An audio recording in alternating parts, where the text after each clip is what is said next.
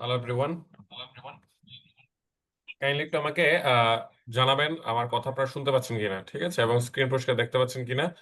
আর আমি সবাইকে সবার মাইক অফ করে দিচ্ছি, ঠিক আছে। আমি আপনাদের কাছে অনুরোধ করবো ভাই, কাইন্ডলি আপনারা যারা আমাদের সাথে যুক্ত আছেন ক্লাসে, লাইভ ক্লাসে, নিজেদের মাইক অফ রাখবেন এবং কোনো মানে ক্লাসের মধ্যে কোনো কোয়েশ্চেন জিজ্ঞেস করা লাগলে আমাকে ওই যে আমাদের এখানে যে আপনার চ্যাট অপশন আছে, চ্যাট অপশন আমাকে কি করবেন, জিজ্ঞেস করবেন, ঠিক আছে ভাইয়া।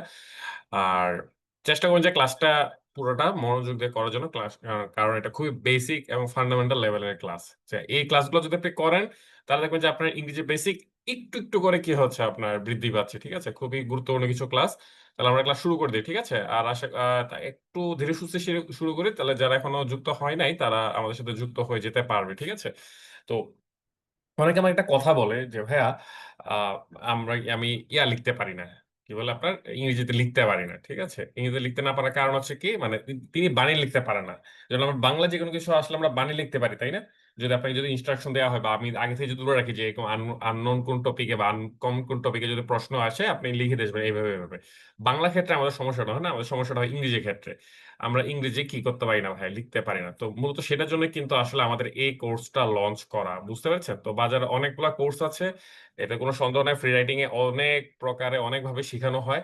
আপনারা যে কোনো কোর্স আপনারা ভর্তি হতে পারেন, কিন্তু যেহেতু আমার এখানে ভর্তি হয়েছে তো চেষ্টা করবেন যে আমি যেই সিকোয়েন্স, যে প্যাটার্ন, যেই স্ট্র্যাটেজিতে আপনাদেরকে আগাতে বলবো কাইন্ডলি সেটা একটু কি করবেন ভাইয়া, অনুসরণ করবেন, ঠিক আছে।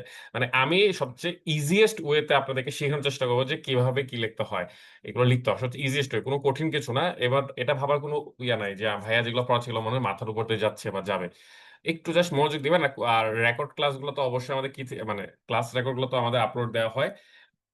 আজকে ক্লাসটা বুঝার আগে অবশ্যই আমাদের গত ক্লাসটা কিন্তু কি করা লাগবে ভাই, ভালো করে করে আসা লাগবে। সুতরাং যারা গত ক্লাসটা মিস করেছে তাদের জন্য হয়তো আজকে ক্লাসটা একটু ধরতে সমস্যা হতে পারে, তবে ভয়ের কিছু নেই। লাইভ ক্লাস করার পরে আবারও কি করবেন, ওই রেকর্ড ক্লাসগুলো এক থেকে দেখে আসবেন। এবং সবগুলো কিন্তু কি ফেসবুকে আপলোড দেওয়া হয়েছে। তবে আমাদের ক্লাসগুলো হয় জুম ভার্সনে, ওকে। তো শুরু করে দিই আমি, ঠিক আছে। আবার বলছি, যাদের কারো কোনো কোয়েরি থাকলে আমাকে ওই চ্যাট বক্সে জিজ্ঞেস করবেন, ঠিক আছে। ওকে, তো আমি আপনার উত্তরটা দিচ্ছি, ঠিক আছে। আপনি আগে আমার ক্লাসটা থাকুক, তারপর আমি অন্য প্রশ্নগুলোতে আসি। আচ্ছা, তো দেখেন আমরা ছোটবেলাতে শুরু করে দিই, ওকে। যারা যুক্ত হওয়ার আশা করি যুক্ত হয়ে গেছেন।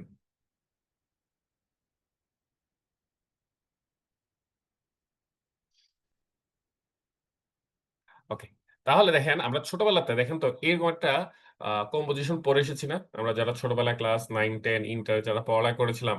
ইংরেজি ফার্স্ট পেপার বা সেকেন্ড পেপারে কিন্তু আমাদের কি আসতো, কম্পোজিশন আসতো, মনে করে দেখেন তো। এবং আমাদের কাছে সবার একটা কমন একটা বই ছিল, যে বইটা সবার হাতে ছিল, চৌধুরী হোসেনের অ্যাডভান্স লার্নার, মনে আছে সবার। যে আপনার সবুজ রঙের একটা বই ছিল, ঢাউস আকৃতির। ওখান থেকে আমরা কি করতাম, কম্পোজিশন গুলো মুখস্থ করতাম।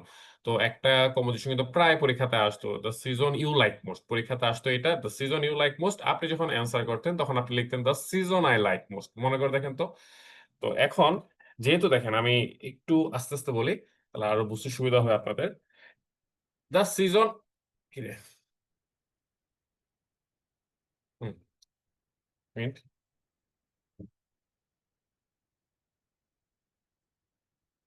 হুম, যেটা বলছি দ্য সিজন আই,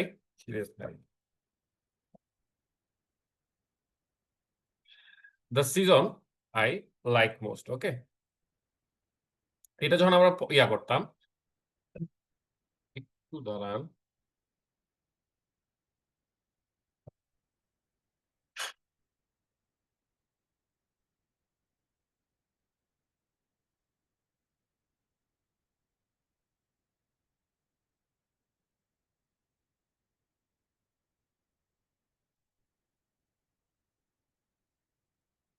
হুম, ঠিক আছে। The season I like most is the rainy season, right. প্রথমটা ছিল আমাদের হেডলাইন, মনে করে দেখেন তো। আমরা যখন একটা কম্পিটিশন লিখতাম তখন আমরা একটা হেডলাইন দিতাম, ঠিক আছে। অনেক সময় নিচে ডাক দিতাম বা ডাক দিতাম না, এটা ফ্যাক্টর না। তারপর আমরা শুরু করতাম the season I like most is the rainy season. সবসময় যে রেনি সিজন হতো তা না, আপনি যে কোনো একটা সিজন আপনি কি মেনশন করতে পারেন। তো যাক, এটা ছিল আমাদের টাইটেল, রাইট। দেখেন এখানে কিন্তু আমি ফুল স্টপ দিই নাই, খেয়াল করছেন। তার মানে আপনারা যখন পরীক্ষার হলে কোনো জায়গায় কোনো টাইটেল লিখবেন সেখানে কোনো ফুল স্টপ দিবেন না, ওকে। কারণ full stop indicates a sentence. Full stop কি করে, একটা সেন্টেন্স নির্দেশ করে, ঠিক আছে। আচ্ছা, তাহলে the season I like most is the rainy season. তা এটা একটা সেন্টেন্স, রাইট? এখানে কারো আপত্তি নাই, কারণ আমি গত ক্লাসে শিখেছিলাম সেন্টেন্স কাকে বলে।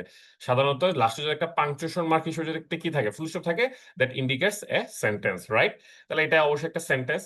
আমরা স্বাভাবিকভাবে জানি যে একটা সেন্টেন্সে ভাইয়া বলেছিল যে দুইটা জিনিস অবশ্যই থাকতে হবে, কি? একটা সেন্টেন্সের সাবজেক্ট থাকা লাগবে এবং ওই সাবজেক্টের সাথে এগ্রি করে একটা ফাইনাইট ভার্ব থাকা লাগবে। যে সাবজেক্টের সাথে এগ্রি করে সেই তো ফাইনাইট ভার্ব, তাই না? তাহলে এখন আমার প্রশ্ন আপনাদের প্রতি, ভাইয়া এখানে আমাদের ফাইনাইট ভার্ব কে আর সাবজেক্ট কে? একটু ট্রাই করুন তো আপনারা। মানে যখনই আপনারা যেকোনো একটা ইংরেজি সেন্টেন্স পড়বেন, সেটা আপনার নিউজ পেপার থেকে হোক, সেটা আপনার কোনো বই থেকে হোক, যখনই আপনি কোনো একটা কমপ্লেক্স বা কম্পাউন্ড কোনো একটা সেন্টেন্স পাবেন, আপনার মাথায় ১ম এ যেই জিনিসটা খেলতে হবে সেটা হচ্ছে আমি যে বাক্যটা পড়ছি বা আমি যে সেন্টেন্সটা পড়ছি সেটার সাবজেক্ট কি এবং সেটার ফাইনাল ভার্ব কি। এই ২ টো জিনিসকে আগে থেকে আমরা কি করতে হবে? শনাক্ত করতে হবে। তারপর আমরা অন্যান্য পার্টস অফ স্পিচ গুলোতে যাবো। বুঝতে পেরেছেন? তারপর আমরা আসবো যে কি ক্লজ কি আছে বা আর কিছু আছে কিনা। ঠিক আছে? তাহলে আমাকে একটু কাইন্ডলি বলতে পারবেন? তো এখানে আমাদের সাবজেক্ট কি? আমি এখানে যখন আমি বলছি subject, that means subject of the sentence, কোনো ক্লজ না। মানে মেইন যে ক্লজটা বা মেইন যে আমাদের সাবজেক্ট সেন্টেন্সটা, সেটা সাবজেক্ট কি, আর ওই সাবজেক্টের ফাইনাল ভার্ব কোনটা। ঠিক আছে? তাহলে the season I like most is the rainy season. খেয়াল করে দেখেন তো, এই যে দ্য সিজন, এইটা হচ্ছে আমাদের সাবজেক্ট, রাইট? এটা হচ্ছে আমাদের সাবজেক্ট। আর এই সাবজেক্টে কি নাউন নাকি নাউন ফ্রেজ, কেউ কি বলতে পারবে? দা সিজন, দা হচ্ছে ডিটারমিনার, সিজন হচ্ছে কি আমাদের, এখানে সিজনে যদি এসটা ছোট হাতের হবে, সিজন হচ্ছে নাউন। তাহলে এটা কি নাউন বলবো না নাউন ফ্রেজ বলবো গাইস? চমৎকার, নাউন ফ্রেজ, কারণ মোর দেন ওয়ান ওয়ার্ড, একাধিক ওয়ার্ড থাকলে সেটা আমরা নাউন ফ্রেজ বলি। তাহলে এখানে সাবজেক্ট হিসেবে একটা নাউন ফ্রেজ আছে, নাউন ফ্রেজটা হচ্ছে কি দা সিজন, এই তো আপনারা ধরা শিখিয়েছেন। তাহলে দেখেন সিজনটা কি, সিজনটা হচ্ছে রেইনি সিজন, তাই না? The season is the rainy season. তাহলে ইজ হচ্ছে কি finite verb. Guys clear? The season is the rainy season. Okay, তাহলে আমরা সাবজেক্ট আইডেন্টিফাই করে ফেলতে পেরেছি, সেটা হচ্ছে কি দা সিজন। আর ইজ হচ্ছে কি ফাইনাইট ভার্ব। আর দা রেইনি সিজন হচ্ছে কি ওই সাবজেক্ট ফাইনাইট ভার্বের এক্সটেন্ডেড পার্ট বা এক্সটেনশন। ওকে, আমরা তাহলে এখন আমাদের একটা প্রশ্ন আসে, তাহলে ভাইয়া দা আই লাইক মোস্ট এটা কি? তাহলে দেখতে হবে, আমাদের দেখতে হবে যে এই এক্সট্রা পার্টটা এটা কি ক্লজ নাকি ফ্রেজ। আমরা জানি যে ক্লজ কি, ক্লজ কি থাকে, সেন্টেন্সের মতো একটা সাবজেক্ট থাকে, একটা ফাইনাল ভার্ব থাকে, তাই না? তাহলে আমি যদি বলি এটা একটা ক্লজ, আমি এখন যাচ্ছি না যে এটা কোন ক্লজ, এটা অ্যাডজেক্টিভ ক্লজ হতে পারে, অ্যাডভার্বিয়াল ক্লজ হতে পারে, নাউন ক্লজ হতে পারে, হোয়াট এভার বি ইট। কিন্তু আমার প্রশ্ন হচ্ছে এখানে একটা সাবজেক্ট অবশ্যই থাকবে ক্লজে। সাবজেক্ট আছে না? ক্লজের সাবজেক্ট হচ্ছে কি ভাইয়া? ক্লজের সাবজেক্ট হচ্ছে আই, তাই না? হুম। আর ক্লজের ফাইনাল ভার্ব কোনটা? ক্লজের ফাইনাল ভার্ব হচ্ছে আমার লাইক, তাই না? আর লাইক কিন্তু সাবজেক্ট আই এর সাথে এগ্রি করেছে গাইস, তাই না? দেখেন তো, এই লাইকটা কিন্তু সাবজেক্টের সাথে এগ্রি করেছে। তার মানে আমরা বলতে পারি এটা একটা ক্লজ, এখানে আর ফ্রেজ না। ওকে, ফ্রেজ কেন আসছে? কারণ এখানে মোর দেন ওয়ান ওয়ার্ড আছে, একাধিক ওয়ার্ড আছে, তো এটা ফ্রেজ হলেও হতে পারতো, কিন্তু আমরা দেখছি যে না, স্ট্রাকচার ওয়াইজ এটা একটা ক্লজ। এখন আমাদের মাথায় প্রশ্ন আসবে যে ভাই এটা কোন ক্লজ? তাহলে আমরা একটু দেখি যে এই ক্লজটা কাকে নিয়ে এডিশনাল ইনফরমেশন দেয় বা কাকে মডিফাই করার চেষ্টা করছে। The season I like most, দেখেন তো সিজনকে নিয়ে একটু অতিরিক্ত তথ্য দিচ্ছে না? বা সিজনটার পরে বসে সিজনকে নিয়ে একটু অতিরিক্ত তথ্য দিচ্ছে না? যে দ্য সিজন, যে সিজনটাকে আমি বেশি পছন্দ করি। ঠিক আছে, তার মানে এই আই লাইক মোস্ট এই অংশটা দ্য সিজন নাউন ফ্রেজটাকে কি করছে ভাইয়া? মডিফাই করছে। তাহলে আমরা কিন্তু জানি যে নাউন বা নাউন ফ্রেজকে যে মডিফাই করে তাকে কি বলা হয়? অ্যাজেটিভ ক্লজ বলা হয়। তার মানে আমরা এই সিদ্ধান্তে সবাই উপনীত হয়েছি যে অ্যাজেটিভ ক্লজ কোনটা? অ্যাজেটিভ ক্লজ হচ্ছে আই লাইক মোস্ট। এতটুকু সবাই ক্লিয়ার নাকি? আসতেছে, আসতেছে। এখন দেখেন, আমি যদি আপনাকে জিজ্ঞেস করি what is the subject of adjective clause, your answer will be I, তাই না? সাবজেক্ট অফ অ্যাজেটিভ ক্লজ অথবা subject of, sorry, subject of adjective clause কি হবে? Answer I. এখানে কিন্তু সাবজেক্ট তখন কি হবে না? দ্য সিজন হবে না। গত একটা পরীক্ষা নিয়েছিলাম না, পরীক্ষার মধ্যে আমি বলেছিলাম না যে অ্যাজেটিভ ক্লজের সাবজেক্ট কোনটা? অনেকে হি না বলে কি বলছিলেন? ওই কি আপনার দা ফোকাস বলছিলেন, তাই না? ওইটা কিন্তু ভুল। অ্যান্সার হবে কি হি। আচ্ছা, এটা তো আমরা ক্লিয়ার নাকি? তাহলে আমরা একটা সেন্টেন্সে আমরা সাবজেক্ট বের করতে জানি, এখন ফাইনাইট ভার্বও বের করতে জানি, এবং আমরা জানি ফাইনাইট ভার্ব কি, যেটা সাবজেক্টের সাথে এগ্রি করে, তাই না? আর ক্লজ তো আমরা মোটামুটি আইডেন্টিফাই করতে পারি, ক্লজ নিজে কিন্তু সেন্টেন্সের মতো অ্যাক্ট বা আচরণ করতে পারে। এবং ক্লজ ৩ রকম হতে পারে মোটা দাগে: অ্যাজেটিভ ক্লজ, অ্যাডভার্ব ক্লজ, আর হচ্ছে আমাদের কি নাউন ক্লজ।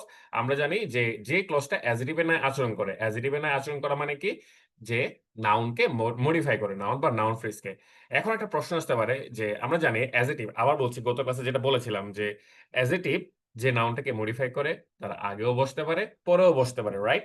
কিন্তু অ্যাজেটিভ ক্লজ যে নাউন বা নাউন ফ্রেজটাকে মডিফাই করবে তার ইমিডিয়েট পরে বসবে।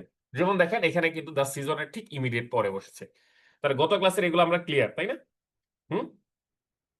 আচ্ছা, তাহলে এখন একজন আমাকে প্রশ্ন হচ্ছে, তাহলে ভাইয়া দ্য সিজন এটা অ্যাকচুয়ালি কি? দ্য সিজনের সাথে অ্যাজরিভ ক্লজের তো কোনো ইয়া নাই, মানে দ্য সিজন তো অ্যাজরিভ ক্লজের কোনো পার্ট না। The season is the rainy season, এটা হচ্ছে আমার কি মূল সেন্টেন্সটা বা কি মেইন ক্লজটা, রাইট? আর দ্য সিজন এখানে হচ্ছে কি সাবজেক্ট। আমি যদি বলি which one is the subject in this sentence, your answer will be the season. কিন্তু আমি যদি আপনাকে বলি এই সেন্টেন্সে ক্লজের সাবজেক্ট কে, তাহলে অ্যান্সার হবে কি আই। এই দুইটা জিনিস আশা করি আমরা ক্লিয়ার, তাই না? ওকে, যদি ক্লিয়ার হয়, এখন আপনাদের একটা প্রশ্ন আসার কথা। আমি দেখতে পাচ্ছি আপনাদের মধ্যে একজনের শুধু প্রশ্ন এসেছে। বলতে পারবেন এখানে স্টিল একটা জিনিস মিসিং আছে? কেউ বলতে পারবেন আমাকে মিসিং পার্টটা কি? একটু মাথা খাটান তো। এই যে সেন্টেন্সটা চমৎকার, অনেকে অ্যান্সার দিয়ে ফেলেছেন। এখানে ভাইয়া আপনি বলেছেন যে একটা ক্লজ শুরু হইলে একটা ক্লজ মার্কার থাকা লাগে, তাই না? একটা সিএম থাকা লাগে। এখানে সিএমটা তো ভাই নাই আসলেই। এখানে একটা জিনিস মিসিং আছে, এটা হচ্ছে কি আমাদের ক্লজ মার্কারটা মিসিং আছে। তাহলে আমরা এখন শিখবো ক্লজ মার্কারটা কেন মিসিং। তো দেখেন, আমরা কিন্তু গত ক্লাসে শিখিয়েছিলাম, মনে করে দেখেন তো। গত ক্লাসে আমি আপনাকে কিছু ক্লজ মার্কার এক্সাম্পল দিয়েছিলাম, মনে আছে? বলেছিলাম যে কিছু রিলেটিভ প্রনাউন কি ক্লজ মার্কার হিসেবে ব্যবহৃত হতে পারে, তো ওগুলো তো সবাই দেখেছেন। এখন দেখেন তো, আমি দুইটা ইন্ডিপেন্ডেন্ট ক্লজ দিচ্ছি। ইন্ডিপেন্ডেন্ট ক্লজ কিন্তু আমরা সাধারণত মেইন ক্লজ বলে থাকি। মেইন ক্লজ মানে কি, যেটা আমার সেন্টেন্সের কোর পার্ট, তাই না? যেমন the season is the rainy season, এটা ছিল কি আমার মূল অংশটা সেন্টেন্সের। ওইটাকে আমি ইন্ডিপেন্ডেন্ট ক্লজ বলছি অথবা মেইন ক্লজ বলছি, ঠিক আছে? তো আমি দুইটা সেন্টেন্স দিলাম এখানে, দেখেন দুইটা মানে ইন্ডিপেন্ডেন্ট ক্লজ লিখলাম। একটা হচ্ছে the season is the rainy season, ঠিক আছে? আবারও সেম আমি জিনিসটা রিপিট করলাম, the season is the rainy season, okay? এখন সবাই একটু দেখেন।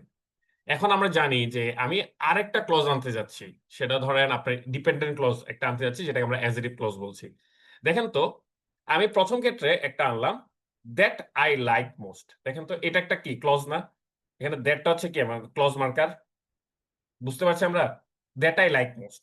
নিচে আমি আরেকটা এনেছি, that causes a lot of travels. খেয়াল করে দেখেন, আমি দুইটা কি করেছি, আমি ক্লজ মার্কার, সরি দুইটা আমি কি করেছি ভাইয়া, ডিপেন্ডেন্ট ক্লজ, মানে আমি দুইটা অ্যাজরিভ ক্লজ আমি আনছি, যারা উভয়ই কি করবে, দ্য সিজনকে মডিফাই করবে।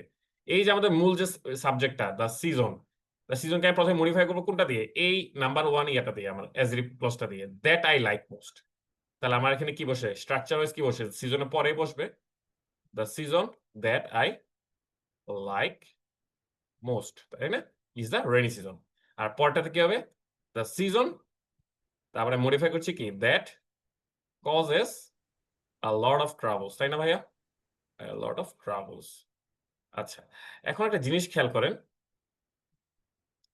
তাহলে এই দুইটা যে দেখেন, আমি এখানে কিন্তু কি এই সাবজেক্ট দ্য সিজনের জন্য আমি উভয় ক্ষেত্রে কি করেছি, আমি দুইটা অ্যাজরিভ ক্লজ এনেছি। এখন আমাকে বলতে পারবেন এই দুইটা অ্যাজরিভ, এই দুইটা যে অ্যাজরিভ ক্লজ, এটা তো আপনার ক্লিয়ার, তাই না? কারণ উভয় দ্য সিজনকে মডিফাই করছে। মডিফাই করা মানে কি, গিভিং এডিশনাল ইনফরমেশন, এক্সট্রা যদি কোনো তথ্য দেয় সেটাকে আমরা কি বলি, মডিফিকেশন বলি, right? Modification is the process of giving extra information. তাহলে দ্য সিজনকে মডিফাই করছে কে, দ্যাট আই লাইক মোস্ট এবং that causes a lot of travels. এখন আমাকে বলতে পারবেন এই দুইটার মধ্যে একটু গঠনগত পার্থক্য আছে। কেউ কি আমাকে বলতে পারবেন এই যে দুইটা অ্যাজরিভ ক্লজ পার্থক্যটা কোন জায়গায়? গাইস একটু মাথা খাটান তো। এই যে আমি দুইটা যে অ্যাজরিভ ক্লজ লিখেছি, এই দুইটাতে একটু পার্থক্য আছে স্ট্রাকচারে। কোথায়? চমৎকার, অনেকে ধরে ফেলতে পেরেছেন। দেখেন, প্রথমটাতে দ্যাট আই লাইক মোস্ট, ঠিক আছে? এখানে কি আছে আমাদের একটা দ্যাট ক্লজ, ক্লজ মার্কার। তারপর হচ্ছে কি আইটা হচ্ছে কি সাবজেক্ট। কিসের সাবজেক্ট ভাইয়া? অ্যাজরিভ ক্লজের সাবজেক্ট, তাই না? কিন্তু পরেরটাতে দেখেন তো, দ্যাট এটা ছিল ক্লজ মার্কার, এরপরে কি নাই, সরাসরি ভার্ব চলে এসেছে, তাই না ভাইয়া? তার মানে কি সেকেন্ডটাতে আমাদের কি নাই, ক্লজ মার্কারের পরে কোনো ভার্ব সাবজেক্ট নাই। আমি কিন্তু বলেছিলাম যে এরকম যদি হয় অ্যাজরিভ ক্লজে ক্লজ মার্কারের পর যদি কোনো ভার্ব না থাকে, তাহলে ওই ক্লজ মার্কারটা একই সাথে ক্লজ মার্কার হিসেবে ব্যবহৃত হয়, আবার একই সাথে সাবজেক্ট হিসেবে ব্যবহৃত হয়। তো সাবজেক্ট মানে কোনটা, দ্য সিজন, আবারও কি সাবজেক্ট কিসের, অ্যাজরিভ ক্লজের। তাহলে সেকেন্ড ক্ষেত্রে এই যে দ্যাট, এই দ্যাটটা কি ক্লজ মার্কার না? ও একই সাথে কাকে রেফার করতেছে, দ্য সিজনকে রেফার করতেছে। তার মানে দা রেইনি সিজনকে রেফার করছে, তাই না? The rainy season causes a lot of travels. বুঝতে পারছেন গাইস? হুম, ওকে, সবাই ক্লিয়ার? তাহলে এইখানে দুইটা পার্থক্য আছে। পার্থক্যটা কি, এক জায়গাতে ক্লজ মার্কার শুধু ক্লজ মার্কার হিসেবে ব্যবহৃত হয়েছে প্রথমটাতে, আর নিচেরটাতে হচ্ছে কি ক্লজ মার্কার একই সাথে ক্লজ মার্কার এবং সাবজেক্ট হিসেবে ব্যবহৃত হয়েছে। এতটুকু তো বুঝতে পেরেছি? আচ্ছা, না বুঝতে পারলে আমি আবারও বলছি, ওকে? সবাই একটু খেয়াল করে দেখেন।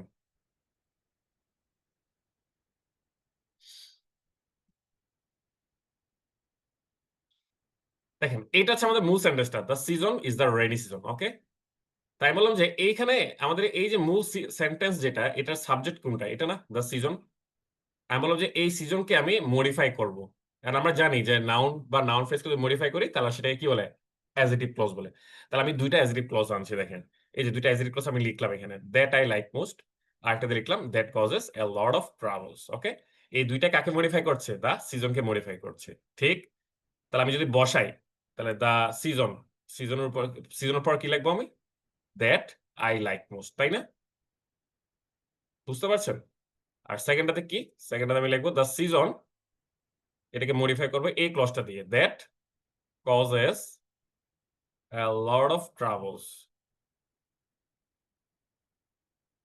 ঠিক আছে, এত পর্যন্ত বুঝতে পেরেছেন? এখন দেখেন তো উভয় ক্ষেত্রেই এই অ্যাজেটিভ ক্লজ দুটো কিন্তু কি দা সিজনকে মডিফাই করে এবং দা সিজনের পরে বসেছে, তাই না? তা দুইটার মধ্যে একটা পার্থক্য আছে, পার্থক্যটা কি দেখেন তো। এই যে অ্যাজেটিভ ক্লজটা, প্রথম অ্যাজেটিভ ক্লজে আপনি দেখেন এখানে ক্লজ মার্কার হচ্ছে কি, দ্যাট, তারপর একটা সাবজেক্ট আছে, তাই না? এটা হচ্ছে কি ক্লজের সাবজেক্ট, আই। তারপরে লাইক আছে, এই লাইকটা কি ফাইনাইট ভার্ব, কার ফাইনাইট ভার্ব, ওই সাবজেক্টের ফাইনাইট ভার্ব, সাবজেক্টের সাথে এগ্রি করেছে। আর পরেরটাতে দেখেন তো, পরেরটা এরপর বাকিগুলো তো এক্সটেনশন, তাই না? এটা আর বলছি না। এই নিচের সেকেন্ড যে অ্যাজেটিভ ক্লজ সেটা দেখেন, এখানে দ্যাট আছে, সেটা কি একটা ক্লজ মার্কার। এরপরে কি আছে আমাদের, কজেস।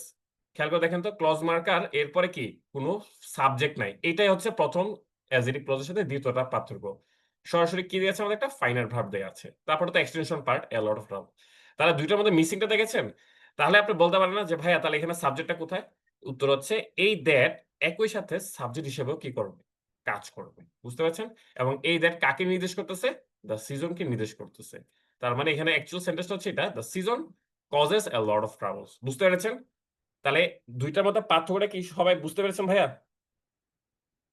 গাইস, প্রথমটাতে আমাদের ক্লজের সাবজেক্ট হচ্ছে কি, মানে আমাদের যে অ্যাজেটিভ ক্লজ সেটা সাবজেক্ট হচ্ছে আই।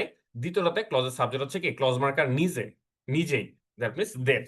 ওকে, সবাই তো ক্লিয়ার? তাহলে এই দুইটা পার্থক্যের জন্যই কিন্তু আমাদের একটু গঠনগত পার্থক্য আসে। সবাই আমরা খাতায় এই লাইনটা লিখে নিব ভাইয়া, যদি আমরা বুঝে থাকি যে অ্যাজেটিভ ক্লজে কিছু কিছু সময় আমরা ক্লজ মার্কারকে কি করতে পারি ভাইয়া, বাদ দিয়ে লিখতে পারি। আই রিপিট, মডার্ন ইংরেজিতে অনেক সময় অ্যাজেটিভ ক্লজ ব্যবহার করার ক্ষেত্রে ক্লজ মার্কারকে অমিট করা হয় অথবা বাদ দেওয়া হয়। কখন? এই জিনিসটা লিখবেন সবাই, কাইন্ডলি এই জিনিসটা লেখেন। If and only if subjects, not subject. খেয়াল করতে আমি সাবজেক্টস লিখেছি, মানে দুইটা সাবজেক্ট, রাইট না, বা more than one subject, plural.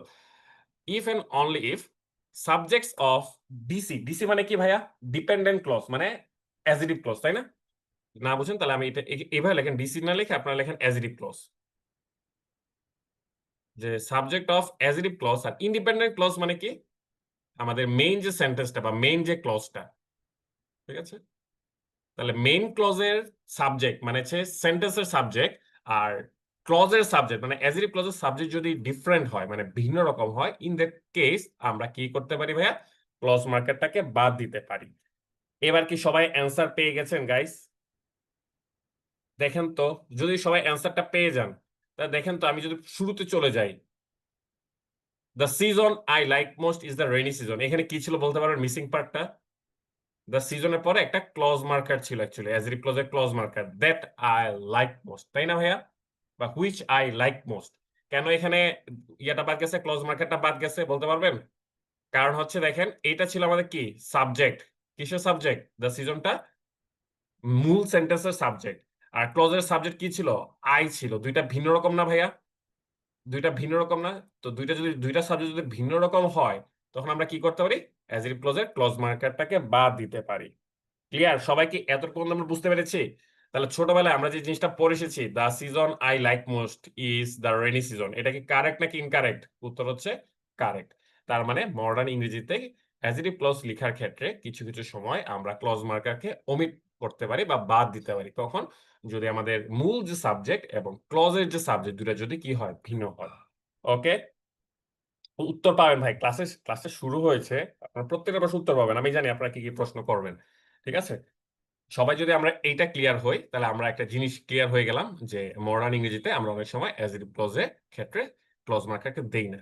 এটা মাথায় রাখবেন, কারণ আমি আবারও কি করব ভাইয়া, ক্লাসের শেষে এই জিনিসটা নিয়ে আমি আপনাকে আবার জিজ্ঞাসা করবো, এটা খুবই গুরুত্বপূর্ণ। আচ্ছা, এখন একটা জিনিস বলতে পারেন যে ভাই আপনি তো রাইটিং ক্লাস করাচ্ছেন, আপনি এখন এগুলো কেন পড়াচ্ছেন? কারণ আপনাকে আচ্ছা, কখন আপনি লিখতে পারবেন আপনার কোনো ধারণা আছে? আপনি তখনই লিখতে পারবেন যখন আপনার বেশি বেশি পড়ার ইয়া থাকবে, অভিজ্ঞতা থাকবে। আর গরুর মতো পড়লেই কিন্তু হয় না, আপনাকে বুঝে বুঝে পড়তে হবে, রাইট? সো যেন আপনি যে কোনো সেন্টেন্সের ক্লজ এগুলো যেন আপনি ইজিলি কি করতে পারেন, আলাদা ডিফারেন্সিয়েট করে করে পড়তে পারেন, বুঝে বুঝে পড়তে পারেন, সেই জন্য আসলে আমি ক্লাসগুলো ওভাবে ডিজাইন করেছি। তো চেষ্টা করবেন যে ভাইয়া আমি যে ক্লাসগুলো করি সেগুলো অবশ্যই, ক্লাসগুলো যে আমি নেই সেগুলো অবশ্যই করবেন। তারপর আমি যে ডেইলি টাস্ক দেই, পার্শিয়াল পুরোটা না হলো আংশিক কি করেন ভাই, কাভার করেন, এগিয়ে থাকবেন। বুঝতে পারছেন? আসলে এখানে তো আপনি করতেছেন নাকি করবেন না, এটা তো ভাই আমার আসলে দেখার প্রশ্নই আসে না। দেখতে পারেন, আমার কাজ হচ্ছে আপনাদেরকে ইনস্ট্রাকশন দিয়ে যাওয়া, আমার কাজ হচ্ছে পড়িয়ে যাওয়া। এবং যদি আপনারা আমার সাথে পড়তে পারেন আপনারা বেনিফিট হবেন। যদি ওই অ্যাজ ইউজুয়াল কোর্স মনে করেন, আরে বাজারে একটা আছে, লাইভ একটা আছে, দেখে নিব, তাহলে ভাই ঠকবেন। ওকে।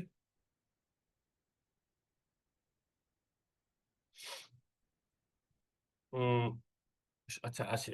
আপনার প্রশ্ন বুঝি নাই। ইন্ডিপেন্ডেন্ট ক্লজ ওয়ান এর মধ্যে dependent clause one and two একসাথে লেখা যাবে না। আপনি তো একটা ইয়াকে একটা ক্লজ দিয়ে একটা সাবজেক্ট ইয়াকে মডিফাই করবেন, তাই না? একই সাথে দুইটা লিখতে পারবেন না, the season, that I like most, that causes এলো, এভাবে না। ঠিক আছে, এবার একটা আনতে হবে, যে কোনো অ্যাজেক্টিভ ক্লজ একটাই আনবেন, যেটা কি করবে ওই স্পেসিফিক একটা।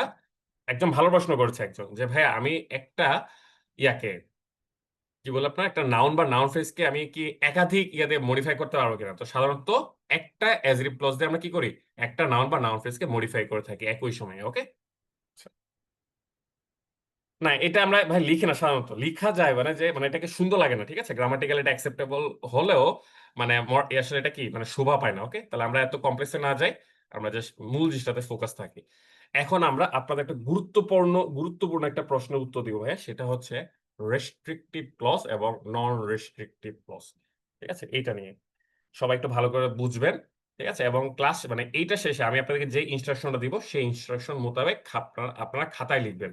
শুধু আপনাদের কনসেপ্টটা ক্লিয়ার করার জন্য এই কনসেপচুয়াল জিনিসটা অবতারণা করা। আচ্ছা, রেস্ট্রিকটিভ শব্দটা এসেছে রেস্ট্রিকশন থেকে। রেস্ট্রিকশন মানে কি? আমি যদি আপনাকে কোনো একটা রেস্ট্রিকশন দেই যে হ্যাঁ এই ক্লাস করতে হলে অমুক একটা শর্ত মানা লাগবে, এটা হচ্ছে রেস্ট্রিকশন। তার মানে রেস্ট্রিকশন দেওয়া থাকলে আপনি ওই শর্ত ভায়োলেট করতে পারবেন না বা কোনো কিছুকে বাদ দিতে পারবেন না, তাই না? রেস্ট্রিক্টেড। ওকে। আর নন রেস্ট্রিক্টেড মানে কি? আপনার কোনো কি নাই, বাধা ইয়া নাই, কোনো ইয়া নাই, আপনি যা খুশি তা করতে পারবেন না। আই রিপিট, যা খুশি তা করতে পারবেন, কিন্তু রেস্ট্রিকটিভ ক্লজে আপনি যা খুশি তা করতে পারবেন না, দেয়ার ইজ এ রেস্ট্রিকশন। এখন রেস্ট্রিকশনটা কি সেটা আমরা শিখবো। ওকে, তাহলে আমরা খাতার মধ্যে লিখে নিব রেস্ট্রিকটিভ এবং নন রেস্ট্রিকটিভ ক্লজ। ওকে, ঠিক আছে। দেখেন তো আপনারা যখন এই সেন্টেন্সটা পড়েন, আপনাদের কিসের কথা মনে পড়ে, এটা অবশ্যই আপনারা পড়েছেন। মনে করেন তো এই ডায়লগটা কার, কেউ বলতে পারবেন? এই ডায়লগটা পড়েছেন না, that's one small step for man, one giant leap for mankind. Anyone? কেউ কি ধারণা করতে পারছেন এটা কে বলেছিল, কখন বলেছিল, কিসের প্রেক্ষাপটে? চমৎকার। এখানে বেশ কয়েকজনের সাধারণ জ্ঞান অনবদ্য ভাইয়া। আবির এবং আরেকজনের নাম তো পুরো আসতেছে না, অপটিমিস্ট। ঠিক আছে, নীল আর্মস্ট্রং এর এই উক্তিটা। ঠিক আছে, তো দেখেন আমরা তাকে নিয়ে একটা সেন্টেন্স লিখি। The astronaut who first stepped on the moon was Neil Armstrong. ওকে, এখানে একটা জিনিস খেয়াল করে দেখেন, আমি একটা সেন্টেন্স, আমি যে একটা সেন্টেন্স লিখলাম, এই সেন্টেন্সের সাবজেক্ট কে গাইস? এই সেন্টেন্স সাবজেক্ট হচ্ছে এটা, দা অ্যাস্ট্রোনট, রাইট? এটা হচ্ছে একটা কি নাউন ফ্রেজ যে সাবজেক্ট হিসেবে ব্যবহৃত হচ্ছে। ওকে, এই সাবজেক্টের ফাইনাল ভার্ব কোনটা? ওয়াজ, তাই না? বুঝতে পারছেন?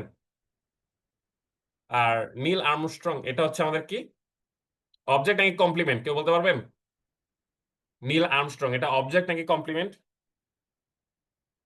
যদি এটা আমাদের মানে এখন ইয়া না, কমপ্লিমেন্ট, কমপ্লিমেন্ট। ঠিক আছে, এটা হচ্ছে কমপ্লিমেন্ট। ওকে, আমি নাউন ক্লজের ক্লাসে আপনাদেরকে অবজেক্ট ভার্সেস কমপ্লিমেন্ট একটা বিস্তারিত ইয়া পড়িয়ে দিব। ঠিক আছে, ওটা নিয়ে এখন চিন্তা করেন না। আচ্ছা, যাই হোক, এটা আমরা কমপ্লিমেন্ট এই বিতর্কে না গিয়ে আমরা জাস্ট আপাতত এটাকে এক্সটেনশন হিসেবে ধরে রাখি, কনসিডার করি। পরে আমরা শিখবো যে এটা কি কেন এটা হয় নাই আমাদের কি বলে আপনার অবজেক্ট হয়নি। ঠিক আছে, সো আপাতত জাস্ট এটা ইয়া করে রাখি। আচ্ছা, এখন দেখেন তো এই যে sentence the astronaut was Neil Armstrong, এখন আমি যদি এটাকে মডিফাই করতে চাই সাবজেক্টটাকে, এই যে নাউন ফ্রেজ এটাকে যদি মডিফাই করতে চাই, তাহলে আমার একটা কি লাগবে, অ্যাজেক্টিভ ক্লজ আনা লাগবে না গাইস?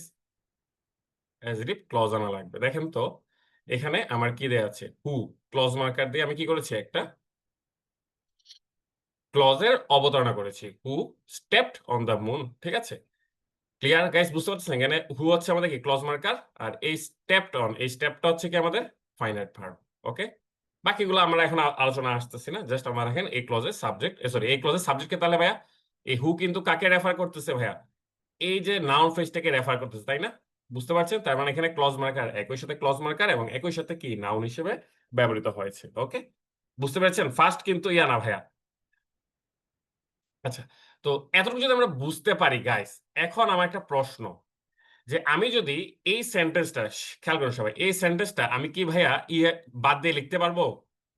মানে আমি যদি এটাকে, আমি যদি অ্যাজরিভ ক্লজটা বাদ দিয়ে লিখি, তাহলে কি আমার অর্থর পরিপূর্ণতা পায়, মানে মিনিং এর কি পরিপূর্ণতা আসে? আমি যদি বললাম the astronaut was Neil Armstrong, এখন আপনি বলবেন না যে ভাই এটা কোন প্রেক্ষাপটে বললেন বা কি, আসলে এটা তো কিছুই বুঝলাম না, তাই না? ছবিও তো নাই, তাই না ভাইয়া? পুরোপুরি অর্থ বোঝা যাচ্ছে না। তাহলে আমার এই সেন্টেন্সে কিন্তু আমি কি চাইলেই কিন্তু কি করতে পারছি না, আমার যে অ্যাজরিভ ক্লজটা সেটাকে আমরা কি করতে পারছি না ভাই, সেপারেট করে ফেলতে পারছি না, মানে আলাদা করে বলতে পারছি না। Guys clear? বুঝতে পারছেন? আবারও বলতেছি, এখানে আমি যদি অ্যাজরিভ ক্লজটাকে যদি বাদ দিয়ে বলি the astronaut was Neil Armstrong, তাহলে আমি কি, মানে গ্রামাটিক্যালি কারেক্ট, কিন্তু আমি মিনিং ওয়াইজ কি পাবো না, একটা ফুল আইডিয়া পাবো না, যে ধুম করে কি বললেন ভাই বুঝলাম না, the astronaut was Neil Armstrong কিসের প্রেক্ষাপটে বললেন। কিন্তু আমি যদি এই অ্যাস্ট্রোনটের পর আমি যদি এটা বলি, হু first stepped on the moon, ঠিক আছে, তখন সেটা কি একটা মিনিং বুঝায়, যে নভোচারী সর্বপ্রথম চাঁদে পা রেখেছিল সে কে ছিল, নীল আর্মস্ট্রং, তখন একটা কি এক্সাক্ট আইডিয়া আসে। তাহলে এই যে অ্যাজরিভ ক্লজ, ও কিন্তু আমার এই সেন্টেন্সের ভেরি ক্রুশাল এবং ইসেনশিয়াল একটা পার্ট, তাই না, যেটাকে আমি বাদ দিয়ে কখনো লিখতে পারি না। তো এরকম যদি হয় কোন একটা সেন্টেন্সে অ্যাজরিভ ক্লজ এতটাই সিগনিফিকেন্ট যে তাকে বাদ দিয়ে আমি কি সেন্টেন্সটার মিনিং অসম্পূর্ণ থেকে যায়, তখন ওই অ্যাজরিভ ক্লজটাকে বলা হয় আমাদের restrictive clause. Clear? That means there is a restriction that you can not omit the clause. বুঝতে পারছেন? মানে আপনাকে রেস্ট্রিকশন দেওয়া আছে, না আপনি এই সেন্টেন্স থেকে এই সেন্টেন্সে অ্যাজরিভ ক্লজটা কি করতে পারবেন না, সেপারেট করতে পারবেন না। সেপারেট মানে কি, বাদ দিয়ে লিখতে পারবেন না। ক্লিয়ার? বুঝতে কি পারছেন গাইস? সবাই কি ক্লিয়ার? এত পর্যন্ত আমি একটু বলেন তো, কার যদি সমস্যা থাকে আমাকে একটু বলবেন।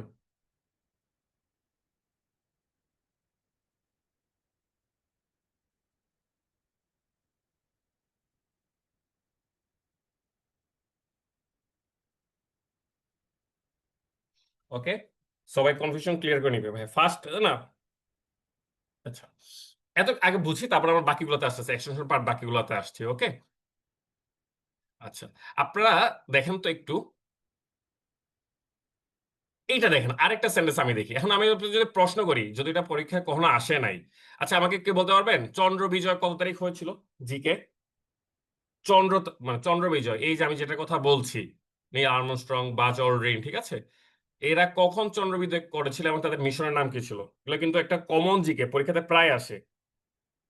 একটু আমাকে কেউ বলেন দেখি আপনাদের সাধারণ জ্ঞানের কি অবস্থা। 1969 মাসটা কি, তারিখটা বলেন। তারিখটা পরীক্ষাতে আসে এবং মিশনের নামও পরীক্ষাতে আসে। হ্যাঁ, 1969, দ্যাটস কারেক্ট। যে 57 বলেছেন তিনি ভুল।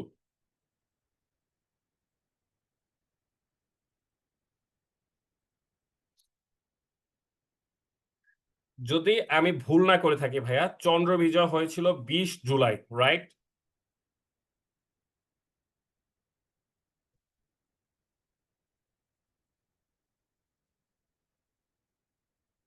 বুঝতে পেরেছেন ভাইয়া? ওকে, আর মিশনের নাম কি ছিল? মিশনের নাম ছিল আমাদের, বলুন তো, অ্যাপোলো। হ্যাঁ, 1969, 20 জুলাই। মিশনের নাম কি ছিল? মিশনের নামটা পরীক্ষাতে আসে, অ্যাপোলো 11, রাইট? ওকে, এগুলা পরীক্ষাতে কেন বলছি ভাই, কারণ এগুলো চাকরি পরীক্ষাতে আমি আসতে দেখেছি এবং আমি পরে পরীক্ষা যেতাম, এগুলো প্রায় সময় পরীক্ষাতে আসতো। আচ্ছা, এটা পরীক্ষাতে আসে নাই যে the last human moon landing, সর্বশেষ যে মিশনে, যেটাতে মানুষ চাঁদে পা রেখেছিল, সেটা আসলে পরীক্ষাতে এখনো আসে নাই। ঠিক আছে, কিন্তু জাস্ট আমি ধরেন একটা এক্সাম্পলের জন্য আমি বললাম, the last human moon landing which took place from December 9। আচ্ছা, এটা টুক প্লেস ইন হবে, ফ্রম হবে না ভাইয়া, একটা ভুল হয়েছে। ঠিক আছে, এটা আপনার ইয়া করিবেন, which took place in December 1972. ওকে, আচ্ছা, ওয়াজ দ্য নাসাস অ্যাপোলো 17 মিশন। এখন দেখেন তো এই সেন্টেন্সে আমি যদি আপনার জিজ্ঞাসা করি ভাই সাবজেক্টকে, তা আপনি কি বলবেন যে, ভাই এটা the last human moon landing, তাই না ভাইয়া? যে একটা নাউন ফ্রেজ হিসেবে কাজ করছে। দেখেন এটা কিন্তু ক্লজ না, কারণ কি এখানে কিন্তু কি নাই, কোনো ফাইনাইট ভার্ব নাই, তাই না? সো আমরা এটা সবাই ক্লিয়ার যে এটা একটা নাউন ফ্রেজ যে সাবজেক্ট হিসেবে অ্যাক্ট বা কাজ করছে। দ্য লাস্ট হিউম্যান মুন ল্যান্ডিংটা কি ছিল? ওয়াজ, এটা ছিল আমাদের ফাইনাইট ভার্ব। আর ইয়াটা কি, আমাদের কমপ্লিমেন্টটা কি? এটা হচ্ছে নাসাস অ্যাপোলো 17 মিশন। ক্লিয়ার সবাই? বুঝতে পারছি আমরা? আচ্ছা, তাহলে এখন একটা প্রশ্ন যে ভাই আন্ডারলাইন করা জিনিসটা কি? এইটা কি ভাইয়া? এটা একটা এডিশনাল ইনফরমেশন দিচ্ছে না লাস্ট হিউম্যান মুন ল্যান্ডিং কে নিয়ে, যেটা হয়েছিল কবে? 1972 সালের ডিসেম্বর মাসে, রাইট? তাহলে এটা একটা অ্যাজেটিভ ক্লজ। এই অ্যাজেটিভ ক্লজের সাবজেক্ট কে? সাবজেক্ট হচ্ছে এখানে ক্লজ মার্কার হুইচ নিজে, তাই না ভাইয়া? ও নিজে হচ্ছে কি ক্লজ মার্কার। আচ্ছা দেখেন তো, আমি যদি এই সেন্টেন্সে আমি যদি এই অ্যাজেটিভ ক্লজটা বাদ দিয়ে লিখতাম, তাহলে কি মিনিং এ কোনো সমস্যা হতো? যে সর্বশেষ মুন ল্যান্ডিংটা ছিল নাসার অ্যাপোলো 17 মিশন, কোনো সমস্যা ছিল? দেখেন তো, আপনি একটা মোটামুটি ভালো ক্লিয়ার একটা আইডিয়া পাচ্ছেন না, মিনিং পাচ্ছেন না? যে সর্বশেষ চাঁদে পদার্পণ, মানুষের চাঁদে পদার্পণ ছিল কি নাসার অ্যাপোলো 17 মিশন, তাই না? আর আমি যখন এটাকে আরেকটু এক্সট্রা ইনফরমেশন দিচ্ছি, ঠিক আছে, এডিশনাল কোনো ইনফরমেশন দিচ্ছি, সেটা হচ্ছে কি as a clause which took place in December 1972, right? দুইটার মধ্যে কি পার্থক্য বুঝতে পারছেন? তার মানে এইখানে আমি কি করতে পারি ভাইয়া, আমি এখানে চাইলে অ্যাজ এ ক্লজটাকে কি করতে পারি ভাইয়া, বাদ দিয়ে লিখতে পারি, তাই না ভাইয়া? হুম। তার মানে এখানে অ্যাজেটিভ ক্লজ ব্যতীত বাক্যের অর্থ কি করা যাচ্ছে ভাইয়া, একদম পরিষ্কারভাবে প্রকাশ করা যাচ্ছে। তাহলে বলেন তো এই অ্যাজেটিভ ক্লজটাকে আমরা কি বলতে পারি? কমন সেন্স রেস্ট্রিকটিভ ক্লজ নাকি নন রেস্ট্রিকটিভ ক্লজ? উত্তর হচ্ছে নন রেস্ট্রিকটিভ ক্লজ। কারণ কি, আমি এখানে আমার ইচ্ছা মতো কি, দের ইজ নো রেস্ট্রিকশন, আমি ইচ্ছা মতো আমি চাইলে এটাকে দিতেও পারতাম অ্যাজেটিভ ক্লজটাকে, নাও দিতে পারতাম। It's up to me. দিলেও খুব একটা চেঞ্জ আসছে না, একটু হয়তো এডিশনাল ইনফরমেশন আসতেছে, কিন্তু না দিলে খুব একটা সমস্যা হচ্ছে না। বুঝতে পারছেন? এই যে there is no restriction, that is why it is called non restrictive adjective clause. Guys সবাই কি ক্লিয়ার? হুম। তার মানে এখন আমি দুইটাকে যদি সাম আপ করি, তার মানে কি বলতে পারি যে যদি আমার additional information, that means additional information মানে কি ভাইয়া? এডিশনাল ইনফরমেশন মানে হচ্ছে অ্যাজেটিভ ক্লজ। তাহলে এডিশনাল ইনফরমেশনটা যদি ম্যান্ডেটরি হয়, খেয়াল করেন কথাটা, এডিশনাল ইনফরমেশন অথবা অ্যাজেটিভ ক্লজটা যদি ম্যান্ডেটরি হয়, that will be termed as restrictive clause. আর যদি ম্যান্ডেটরি না হয়, তাহলে সেটা কি বলবো আমরা? NRC, non restrictive clause. সবাই আশা করি ক্লিয়ার, রাইট? এখন দেখেন তো, তাহলে আমরা যে বুঝে গেলাম তাহলে রেস্ট্রিকটিভ এবং নন রেস্ট্রিকটিভ কি, এই দুটোর মধ্যে কিন্তু আমাদের ভালোই প্যাচ লাগে। ওকে, আচ্ছা, এইবার এখন একটা গুরুত্বপূর্ণ জিনিস আমরা খাতায় লিখে নিব ভাইয়া। অনেকে আমাকে গতকাল প্রশ্ন করেছে যে ভাইয়া আমি কিছু কিছু জায়গায় অ্যাজেটিভ ক্লজের ক্ষেত্রে কমা দেখেছি, আপনি তো কমা দিচ্ছেন না, কমা কি দিব নাকি দিব না? কাইন্ডলি এই লাইনটা যেটা আমি লাল ইয়াতে লিখেছি, এটা একটু কাইন্ডলি লিখে নেন খাতার মধ্যে, যে restrictive clauses are never offset by commas. এটার মানেটা কি? খুবই গুরুত্বপূর্ণ একটা লাইন, খুবই গুরুত্বপূর্ণ একটা লাইন। এটার মানে হচ্ছে রেস্ট্রিক্ট রেস্ট্রিকটিভ ক্লজের বেলায় আমরা কমা ব্যবহার করতে পারবো না। ঠিক আছে, বুঝতে পেরেছি গাইস? তাহলে আমি যদি একটু উদাহরণ দিই, তাহলে একটু ক্লিয়ার হবেন আপনারা। দেখেন তো ভাইয়া, আমি এইটা বললাম, candidates who study regularly R likely to get job. খেয়াল করে দেখেন ইংরেজি সেন্টেন্সটা। এখানে আমি যখন আপনারা একটা সেন্টেন্স পড়ছেন, তখন আপনাদের মাথায় প্রথম কি আসে? যে ভাইয়া যে সেন্টেন্সটা দিয়েছে, এটা সাবজেক্ট কি? সাবজেক্ট হচ্ছে ক্যান্ডিডেটস, রাইট? তারপরে এটার ফাইনাইট ভার্ব কি? আর, তাই না ভাইয়া? সাবজেক্ট আর ফাইনাইট ভার্ব আমরা কি করতে পেরেছি? আইডেন্টিফাই করতে পেরেছি। তাহলে এই যে হু স্টাডি রেগুলারলি, সাবজেক্ট এবং ফাইনাইট ভার্বের মাঝে কি আছে? একটা অ্যাজেটিভ ক্লজ আছে না, যে ক্যান্ডিডেটস কে কি করছে, আমাদের মডিফাই করছে। তাহলে বলেন তো এই অ্যাজেটিভ ক্লজ, যেখানে ক্লজ মার্কার হচ্ছে আমাদের হু, আর ইয়াটা হচ্ছে কি আমাদের স্টাডিটা হচ্ছে কি ফাইনাইট ভার্ব, তাই না? আচ্ছা, তাহলে এই অ্যাজেটিভ ক্লজটা ক্যান্ডিডেটস কে কি করছে, আমাদের মডিফাই করছে। আপনার প্রতি আমার প্রশ্ন, এইখানে আমি কি এটাকে যদি বাদ দেই, এই অ্যাজেটিভ ক্লজটাকে, বাক্যের অর্থ কি পরিপূর্ণতা পায়? চিন্তা করতে তো গ্রামাটিক্যালি কারেক্ট হয়। আই রিপিট, গ্রামাটিক্যালি সেটা কারেক্ট হবে, ব্যাকরণগতভাবে সেটা ঠিক হবে। যেমন candidates are likely to get job, ঠিক আছে, এটা কিন্তু grammatically okay, there is no error. কিন্তু অর্থগতভাবে কিন্তু কি পরিপূর্ণ অর্থ প্রকাশ পাচ্ছে না। এখন আপনার প্রশ্ন আসতেই পারে যে ভাই কোন ক্যান্ডিডেটস এর কথা বলছেন, তাই না? বা ধুম করে আমি যখন একটা কথা বলবো যে candidates are likely to get job, তার মানে কি সব ক্যান্ডিডেট জব পাবে? উত্তর হচ্ছে না। যারা রেগুলার বেসিসে পড়ালেখা করে তারা কি জব পাবে, তাই না? তার মানে এইখানে কিন্তু আমাদের হু স্টাডি রেগুলারলি, এটা কিন্তু আমাদের কি একটা ভাইটাল পার্ট সেন্টেন্সের, এবং এটাকে আমি কি করতে পারবো না, চাইলে বাদ দিয়ে লিখতে পারবো না। তাহলে এই যে আমার একটা রেস্ট্রিকশন দেয়া আছে যে you can not skip this adjective clause, তার মানে এটা হচ্ছে আমার কি ভাইয়া, রেস্ট্রিকটিভ ক্লজ। এবং দেখেন আমি কিন্তু এখানে কোনো কমা দেই নাই। সবাই কি বুঝতে পেরেছে? আবির একটা ধ্রুব সত্য বলছে যে সব ক্যান্ডিডেট ভাই আসলে জব পাবে না। কারা জব পায়? যারা পড়ে রেগুলারলি। আর শুধু পড়লেই কিন্তু হয় না, কারণ বনের গাধা তো ভাই সারাদিন কি করে, পরিশ্রম করে। সে কি বনের রাজা হয়? বনের রাজা কিন্তু সিংহ হয়। তো আপনাদেরকে কি করতে হবে, একটা স্ট্র্যাটেজি মেনটেন করে পড়ালেখা করতে হবে। তো স্ট্র্যাটেজির জন্য আমি আছি, ঠিক আছে? শুধু আমার কথা, আপনি যদি আমার কথাগুলো ভালো করে ধরতে পারেন, আমার মনে হয় সেই অনুপাতে পড়ালেখা করলে আপনারা জবও পাবেন, ঠিক আছে? ওকে, তাহলে আপনারা কি এতটুকু পর্যন্ত ভাই ক্লিয়ার সবাই? আমাকে একটু বলেন তো। তার প্রথম সেন্টেন্সটা, candidates who study regularly R likely to get the job, sorry get job, এটা হচ্ছে আমাদের কি ভাইয়া, রেস্ট্রিকটিভ ক্লজের একটা উদাহরণ, আরসি এর একটা উদাহরণ। ওকে, আচ্ছা। এবার আমি যদি আরেকটা সেন্টেন্স এরকম বলি, Shivam Rathi who is an AM of BCIC teaches us English. এটা খুবই কমন ওয়ার্ড, যেটা কমন সেন্টেন্স, যেটা ছোটবেলা থেকে শিখে আসতেছেন, someone teaches us English, right? তো দেখেন সামওয়ান, এই সামওয়ানটা হচ্ছে কি আমি, শিবাম রথি, ঠিক আছে? এই হচ্ছে আমার কি সাবজেক্ট। আর শিবাম রথি কি করছে আপনাদেরকে? টিচেস, পড়াচ্ছে। ক্লিয়ার, ফাইনাইট ভার্ব, তাই না? সাবজেক্টের সাথে এগ্রি করেছে। বাকিটা এক্সটেনশন পার্ট, কি ওগুলো আমরা পরে দেখবো, এগুলো অবজেক্ট ওয়ান অবজেক্ট এগুলো পরে কাজ। আচ্ছা, তাহলে এখানে দেখেন আমি কমা দিয়ে একটা কি করেছি, অ্যাজরিভ ক্লজ কি এনেছি না? হু is an assistant manager of BCIC chemical industries corporation, right? তা দেখেন তো এই যে অ্যাজরিভ ক্লজ, এইখানটাকে আমি কি করছি ভাইয়া, কমা দিয়ে ইয়া করেছি, সেপারেট করে দিয়েছি বাক্য থেকে, মূল বাক্য থেকে। কমা দিয়ে সেপারেট কেন করেছি ভাইয়া? কারণ আমি যদি এই অংশটা মানে এই ক্লজটা যদি নাও লিখতাম, আমার মিনিং ওয়াইজ কোনো সমস্যা হতো? Shivam Rathi teaches us English, right? আর আপনি যখন বলছেন Shivam Rathi who is an assistant manager of BCIC teaches us English, তার মানে কি আপনি এডিশনাল একটা ইনফরমেশন দিচ্ছেন, কিন্তু ওই এডিশনাল ইনফরমেশনটা খুব একটা ইম্পর্টেন্ট না।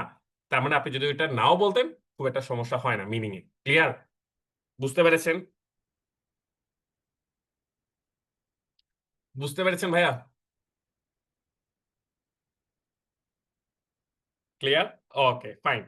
তাহলে আমরা একটা জিনিস বুঝতে পেরেছি যে রেস্ট্রিকটিভ ক্লজ এর বেলায় আমরা কি করতে পারবো না ভাইয়া? কমা দিতে পারবো না। ঠিক আছে? এখন অফসেট মানে কি? বাদ দিয়ে দেওয়া আরকি। যেমন আমি নিচেরটাতে কি করেছি ভাইয়া? বাদ দিয়ে দিয়েছি না? কমার অংশটাকে চাইলে কিন্তু বাদ দিতে পারতাম।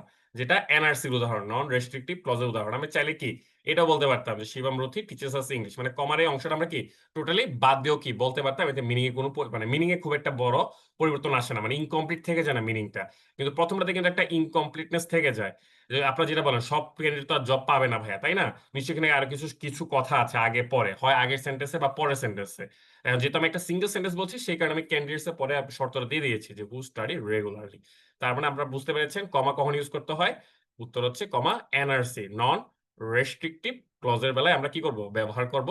কিন্তু রেস্ট্রিকটিভ ক্লজের বেলায় দেয়ার উইল বি রেস্ট্রিকশন, যে you can not separate the clause. তার মানে আমরা তখন কি করতে পারবো না ভাইয়া, কমা ব্যবহার করতে পারবো না। আশা করি আমাদের সবার ক্লিয়ার। এখন আমাদের একটা চমৎকার একটা প্রশ্ন এসেছে, সাব্বির করেছেন যে ভাইয়া আমরা যখন রাইটিং বলতে অনেক কিছু বোঝায়। আমরা যখন পরীক্ষার হলে মানে আমাদের কম্পিটিটিভ জবের এক্সামে আমরা যখন লিখবো তখন আমরা কোনটা বলবো? উত্তর হচ্ছে ভাইয়া আমরা সবসময় রেস্ট্রিকটিভ ক্লজ নিয়ে কি করব, লিখবো। তার মানে আমরা কমা ছাড়াই লিখার চেষ্টা করব। ঠিক আছে? এমন না যে কমা দিলে ভুল হবে। কিন্তু কমা দিব নাকি দিব না এই কনফিউশন যেন না আসে, এজন্য আমি সবসময় কমা ছাড়া লিখতাম। ওকে? তার মানে আমি সবসময় কি বুঝিয়ে দিতাম যে কি এটা হচ্ছে কি সেন্টেন্সের একটা ইন্টিগ্রাল পার্ট। তবে হ্যাঁ, কমা দিলেও লেখা যায়। এগুলো কোনো সমস্যা না। তবে যদি আমাকে বলেন যে ভাইয়া এক্সাম হলে তো এত কিছু মাথায় রাখতে পারব না। যে কোথায় কমা দিব, কোথায় কমা দিব না। তো এক্সাম হলে আপনি চেষ্টা করুন যে সবই কি আরসি দিয়ে লেখার, রেস্ট্রিকটিভ ক্লজ দিয়ে লেখার। ঠিক আছে? যদি কমা দিয়ে ফেলেন খুব একটা সমস্যা হবে না। ওকে? কমা দিলেও সমস্যা নাই, না দিলেও সমস্যা নাই। কিন্তু কমা দিলে কি পরিবর্তনটা হয়, কমা না দিলে কি পরিবর্তন হয় সেটা আমি জাস্ট আপনাদেরকে শিখানোর চেষ্টা করলাম। ওকে? তো এক্সাম হলে আমি সাধারণত কি করতাম? কমা ছাড়াই লিখে ফেলতাম। মানে অ্যাজরিভ ক্লজ গুলার ক্ষেত্রে। ওকে? আই রিপিট, অ্যাজরিভ ক্লজ যখন আমি লিখতাম তখন আমি সাধারণত কি করতাম? কমা ছাড়াই লিখতাম। বুঝতে পেরেছেন? অ্যাজরিভ শুধু আবার কথাটা খেয়াল করেন। এমন না যে এটা ভাই গ্রামারের একদম মানে অমুক জায়গা থেকে বলা আছে যে অ্যাজেরিভ ক্লজ লিখার সময় কমা দিতে পারবে না। আমি বলতেছি কি চাকরির পরীক্ষাতে আমরা যখন কোনো কিছু লিখবো তখন যদি অ্যাজেরিভ ক্লজ দেই আমি সাধারণত কমা দিতাম না। সুতরাং আপনারাও কি চাইলে কমা না দিয়ে লিখতে পারেন। দ্যাট মিনস রেস্ট্রিকটিভ ক্লজ দিয়ে আপনারা কি করবো বাক্য লিখবো। ওকে, সোহেব অ্যান্সার পেয়েছেন ভাইয়া? আচ্ছা, আরসির কথা বলাতে একজনের মাথা এখন চলে আসছে আরসি সাজেশন। ঠিক আছে ভাই, আপনাদের এতগুলা প্রশ্ন আমি যদি উত্তর দিতে যাই টু বি অনেস্ট আমাকে 24 ঘন্টা কি আপনাদের সাথে থাকতে হবে। ঠিক আছে, আচ্ছা যাই হোক, আমি চেষ্টা করবো আপনাদের যতটুকু পারার উত্তরগুলো দেওয়ার। সো এতটুকু পর্যন্ত কি আরো সমস্যা আছে আমাকে একটু কাইন্ডলি বলেন, তাহলে আমি নেক্সট স্লাইড গুলোতে যেতে পারবো। আরো অনেক কিছু আছে গাইস। এতটুকু পর্যন্ত কি সবাই ক্লিয়ার? আমাকে একটু ক্লিয়ারেন্স দেন যে হ্যাঁ ভাই নেক্সট স্লাইডে যান, তাহলে আমি যেতে পারি। ওকে, আর রেকর্ড ক্লাসও থাকছেই, সমস্যা নাই। আপনি যদি কোনো একটা স্পেসিফিক একটা অংশ যদি আপনার কি একটু বুঝতে সমস্যা হয়, আপনি রেকর্ড ক্লাস দেখে সেটা কি করতে পারছেন, আবার দেখে নিতে পারছেন। তবে চেষ্টা করবেন যে মূলত মানে যা আমি বলছি তার জন্য মোটামুটি মাথায় আপাতত ঢুকে, ঠিক আছে? তারপর রেকর্ড ক্লাস দেখে আবার কি আপনি করতে পারবেন। ঠিক আছে? আচ্ছা সাদিয়া, একটু পড়ালেখার মধ্যে থাকি, অন্য ক্লজে কি কমা ইউজ হবে নাকি হবে না সেগুলো তো আমি পড়াবো। আমি যখন অন্য ক্লজগুলো পড়াবো তখন তো আমি বলবো, তাই না? সো আনসার পাবেন একটু জাস্ট মানে মূল টপিকেই কি থাকি সে মতো থাকি। এখন আপনাদের আরেকটা প্রশ্ন ছিল দ্যাট ভার্সেস হুইচ, ঠিক আছে? মানে ভাই এটা কখন কি হয় আসলে কি জানেন, ব্রিটিশ ইংলিশে এটা মানে দ্যাট হুইচ একই সাথে ইউজ হয়, মানে দের ইজ নো ডিফারেন্স। কিন্তু আমেরিকান ইংলিশে দ্যাট এর একটা মিনিং আছে, হুইচ এর একটা মিনিং আছে। ক্লিয়ার? এখন আমরা কি করি ভাই? আমরা কিন্তু কি সমান তালে আমেরিকান ইংলিশও ব্যবহার করি, ব্রিটিশ ইংলিশও ব্যবহার করি, তাই না? যদিও আমাদের সাংবিধানিকভাবে বলা উচিত না, মানে সরকারি বা রাষ্ট্রীয়ভাবে আমাদের নিয়ম হচ্ছে ব্রিটিশ ইংলিশটা ফলো করার।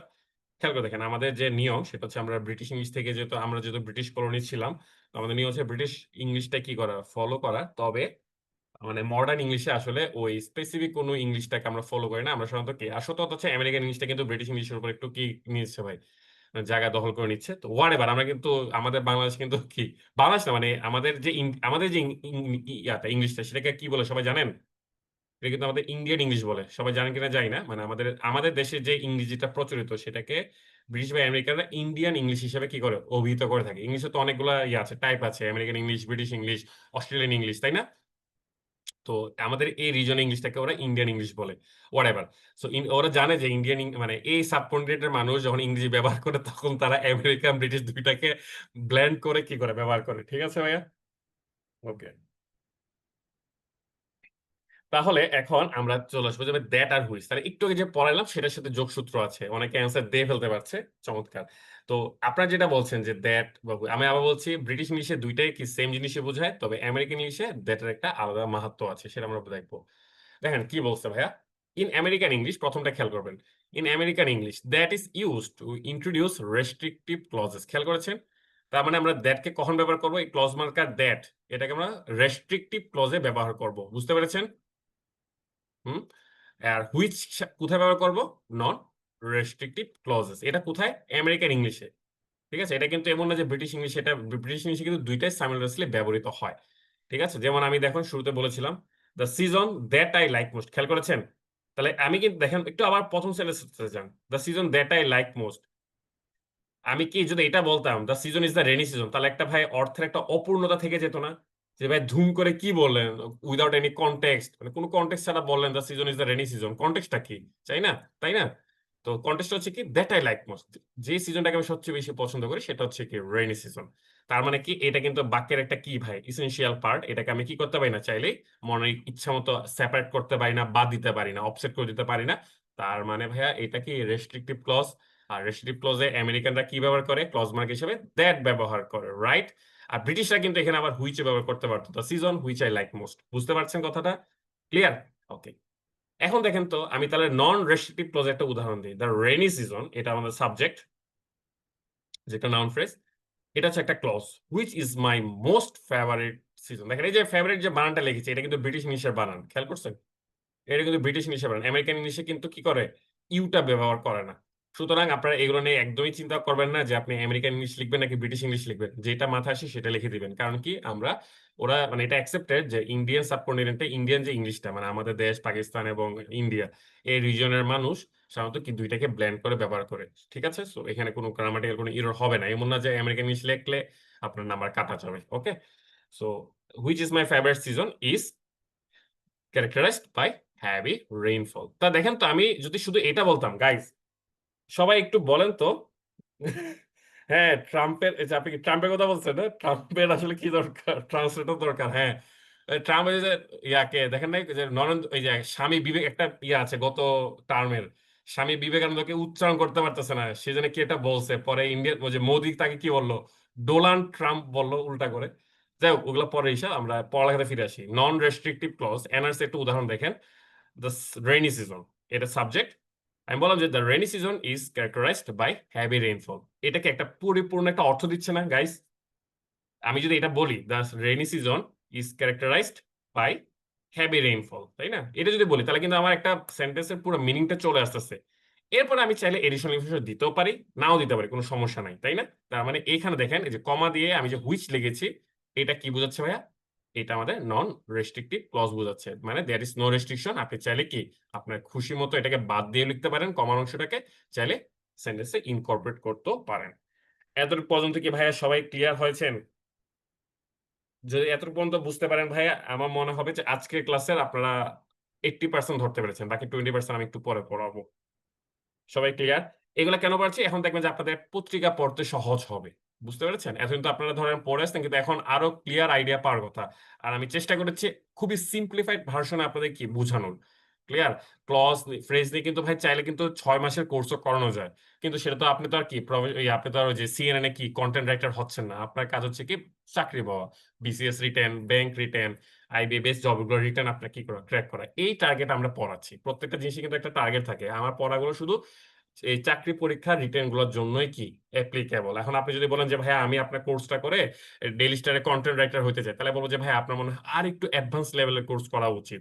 সেই কোর্স আমিও করতে পারি বা আমার থেকেও বেটার আরো মানুষ আছে, কিন্তু এই কোর্সটা শুধু ডিজাইন করা হচ্ছে কাদের জন্য ভাইয়া? জব রিটেন ক্র্যাক করার ইচ্ছা যাদের আছে তাদের জন্য। Okay, hopefully I am clear to all. Okay, thanks. তাহলে আমি যতটুকু পড়বো অতটুকু পড়লে আপনি বুঝবেন যে সেটা sufficient to get a job. Okay ভাইয়া?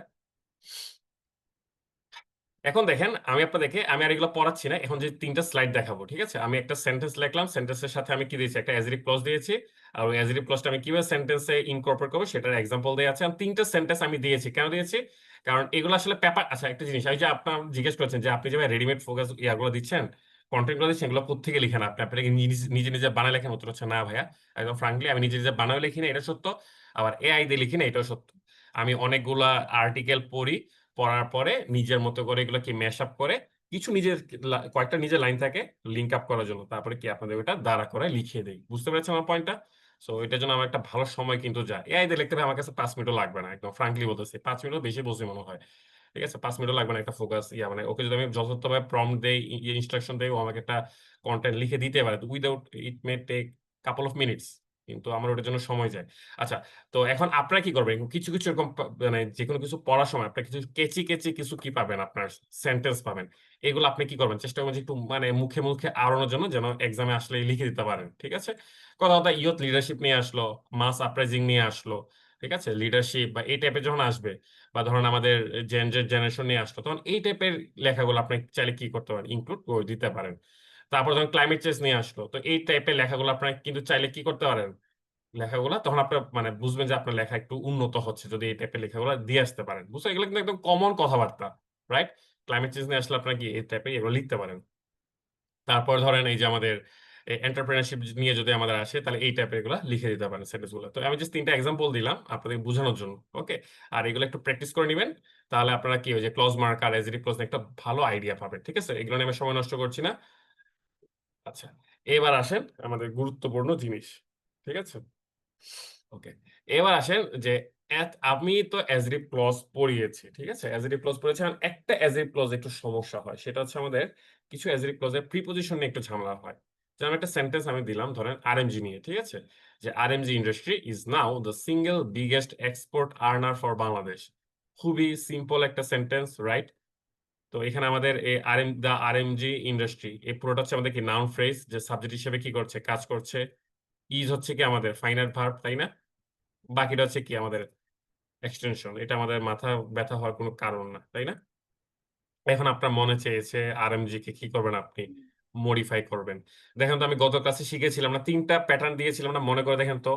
গাইস গতকালের ক্লাসটা কি করেছে, গতকাল না মানে গত ক্লাসটা, ওখানে আমি একটা সাবজেক্টকে ৩ ধরনের প্যাটার্ন দিয়ে কিন্তু কি করেছি, মানে ৩টা ভিন্ন প্যাটার্নের ৩টা সেন্টেন্স দিয়ে কিন্তু বা ৩টা ক্লজ দিয়ে কিন্তু কি করেছিলাম, মডিফাই করেছিলাম। মনে করে দেখেন তো।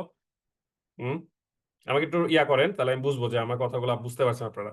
এই যে আমি গত ক্লাসে যে একটা ইয়া ছিল, সেন্টেন্স ছিল, সেন্টেন্সটাকে মডিফাই করেছিলাম না ৩টা ভিন্ন ধরনের, একটা ভিন্ন প্যাটার্নের সাব ইয়া দিয়ে, ক্লজ দিয়ে। তো এখন দেখেন আমরা আরেকটা প্যাটার্ন আমি এখানে আনবো, ঠিক আছে? হ্যাঁ হ্যাঁ, এনসিসি ব্যাংক নিয়ে যেটা বলেছিলাম, রাইট। এনসিসি ব্যাংক নিয়ে মনে নাই মানে কি, ক্লাসই করেন নাই? ভাই মনে না থাকলে কেমনে হবে? আজকে ক্লাস করার আগে আপনাদের মাথা রাখবেন, আমার প্রত্যেকটা এই যে ক্লজের ক্লাসগুলো করার আগে অবশ্যই আপনার আগের ক্লাসগুলো মানে প্রিভিয়াস ক্লাসগুলো অবশ্যই দেখে আসবেন, ঠিক আছে? তো যেটা বলছিলাম, আমি ধরেন এখানে আমি একটা অ্যাজরিভ ক্লজ আনবো। অ্যাজরিভ ক্লজ মানে কি, আমরা জানি যে নাউনকে বা নাউন বা ইয়াটাকে সাবজেক্টকে যদি আমি মডিফাই করতে চাই, ঠিক আছে, তো সাবজেক্ট আরএমজি এটাকে মডিফাই করব কি দিয়ে, এটা দিয়ে, our economy heavily depends on the RMG sector. খেয়াল করেছেন? আরএমজি সেক্টরটা ছিল আমাদের সাবজেক্ট, ঠিক আছে, এ আরএমজি, ঠিক আছে, ওকে, বা আচ্ছা এটা সেক্টর না, এটা ইন্ডাস্ট্রিতে, ঠিক আছে, কারণ ওখানেই আছে ইন্ডাস্ট্রি। আচ্ছা আচ্ছা, তাহলে hour economy heavily depends on RMG industry.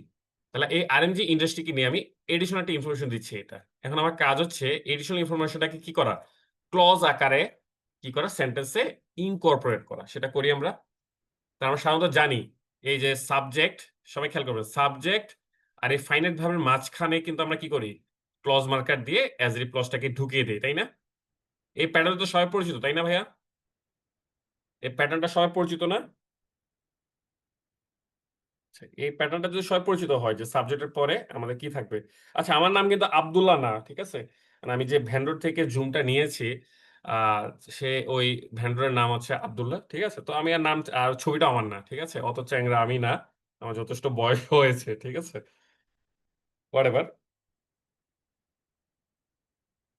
যেটা বলছিলাম, তাহলে সাবজেক্ট কি ছিল আমাদের, আরএমজি ইন্ডাস্ট্রি, তাই না? লিখলাম। তারপরে আমার কি করতে হবে, একটা ক্লজ মার্কার আনতে হবে। তো যেহেতু আমাদের একটা নন লিভিং অবজেক্ট, তার আমরা কি করবো, দ্যাট বা হুইচ আনবো। আবার বলেছিলাম দেখেন তো, এখানে আপনি বলতে পারেন যে ভাই আপনি হুইচ আনতেছেন, তার মানে এটা কি নন রেস্ট্রিকটিভ ক্লজ, তার মানে এখানে কমা আনতে হবে, তাই না? কিন্তু আমি কি বলেছিলাম, যে ব্রিটিশ ইংলিশে কিন্তু কি হুইচ ক্লজ মার্কারের ক্ষেত্রে আমি কমা ছাড়াও লিখতে পারি, কারণ ওই হুইচের আলাদা কোনো মিনিং নাই। বুঝতে পারছেন? দ্যাট বা হুইচ মনে করে দেখেন তো। ক্লিয়ার? এই জন্য আমি বলেছি যে কমা ছাড়াই আপনারা কি করতে পারবেন, লিখতে পারবেন, ঠিক আছে? আচ্ছা, তাহলে এখানে যেহেতু আমার আরএমজি ইন্ডাস্ট্রিটা কোনো কি লিভিং কোনো ইয়া না, এক্সিস্টেন্স না, তাই আমি কি করেছি এখানে দ্যাট বা হুইচ এনেছি। তারপর আমি কি করেছি ভাইয়া, ক্লজ মার্কে এনেছি, তারপর আমি ক্লজটা বসে দিয়েছি। ক্লজটা কি ছিল, যে hour economy heavily depends on, ঠিক আছে? ক্লিয়ার? এটা বাদ যাবে, কারণ আমি তো কি করেছি, ওই দ্যাট দিয়ে সেটাকে রিপ্লেস করে দিয়েছি, তাই না? বুঝতে পেরেছেন এই জিনিসটা? এই যে দা আরএমজি ইন্ডাস্ট্রি, এটা তো কি ওই যে ক্লজ মার্কেট দিয়ে বুঝিয়ে দিয়েছে, তাই না? বুঝতে পেরেছেন? তাহলে আমি যেটা লিখলাম, দেখেন, দ্যাট ক্লজ মার্কেট এনেছি, তারপর আমি কি করেছি, ক্লজটা দিয়েছি, hour economy heavily depends on, ঠিক আছে? তারপরে কি দিয়েছি আমি, যে ফাইনাইট ভার্ব ইজ, তারপরে এক্সটেনশন পার্টটা বসিয়ে দিয়েছি। ওকে, বুঝতে পেরেছেন? এখন এইটা হচ্ছে কি আমার অ্যাজ ইউজুয়াল স্ট্রাকচারটা, যেটা ব্রিটিশ ইংলিশে ফলোড হয়। বুঝতে পেরেছেন? তো ব্রিটিশ ইংলিশে তো কি ওই যে দ্যাট ব্যবহার করে না সাধারণত। তাহলে এটা হয়তো কি, দ্য রেডিমেড গার্মেন্ট ইন্ডাস্ট্রি বা RMG industry which our economy heavily depends on is now the single biggest export earner for Bangladesh.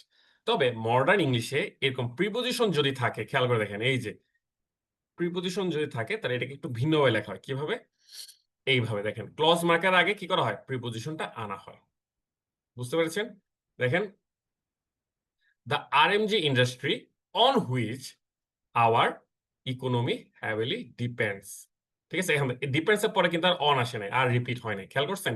এই অনটা কোথায় চলে গেছে, ক্লজ মার্কার আগে চলে গেছে। বুঝতে পেরেছেন? Is now the single biggest export earner for Bangladesh. Guys, এতটুকু কি ক্লিয়ার?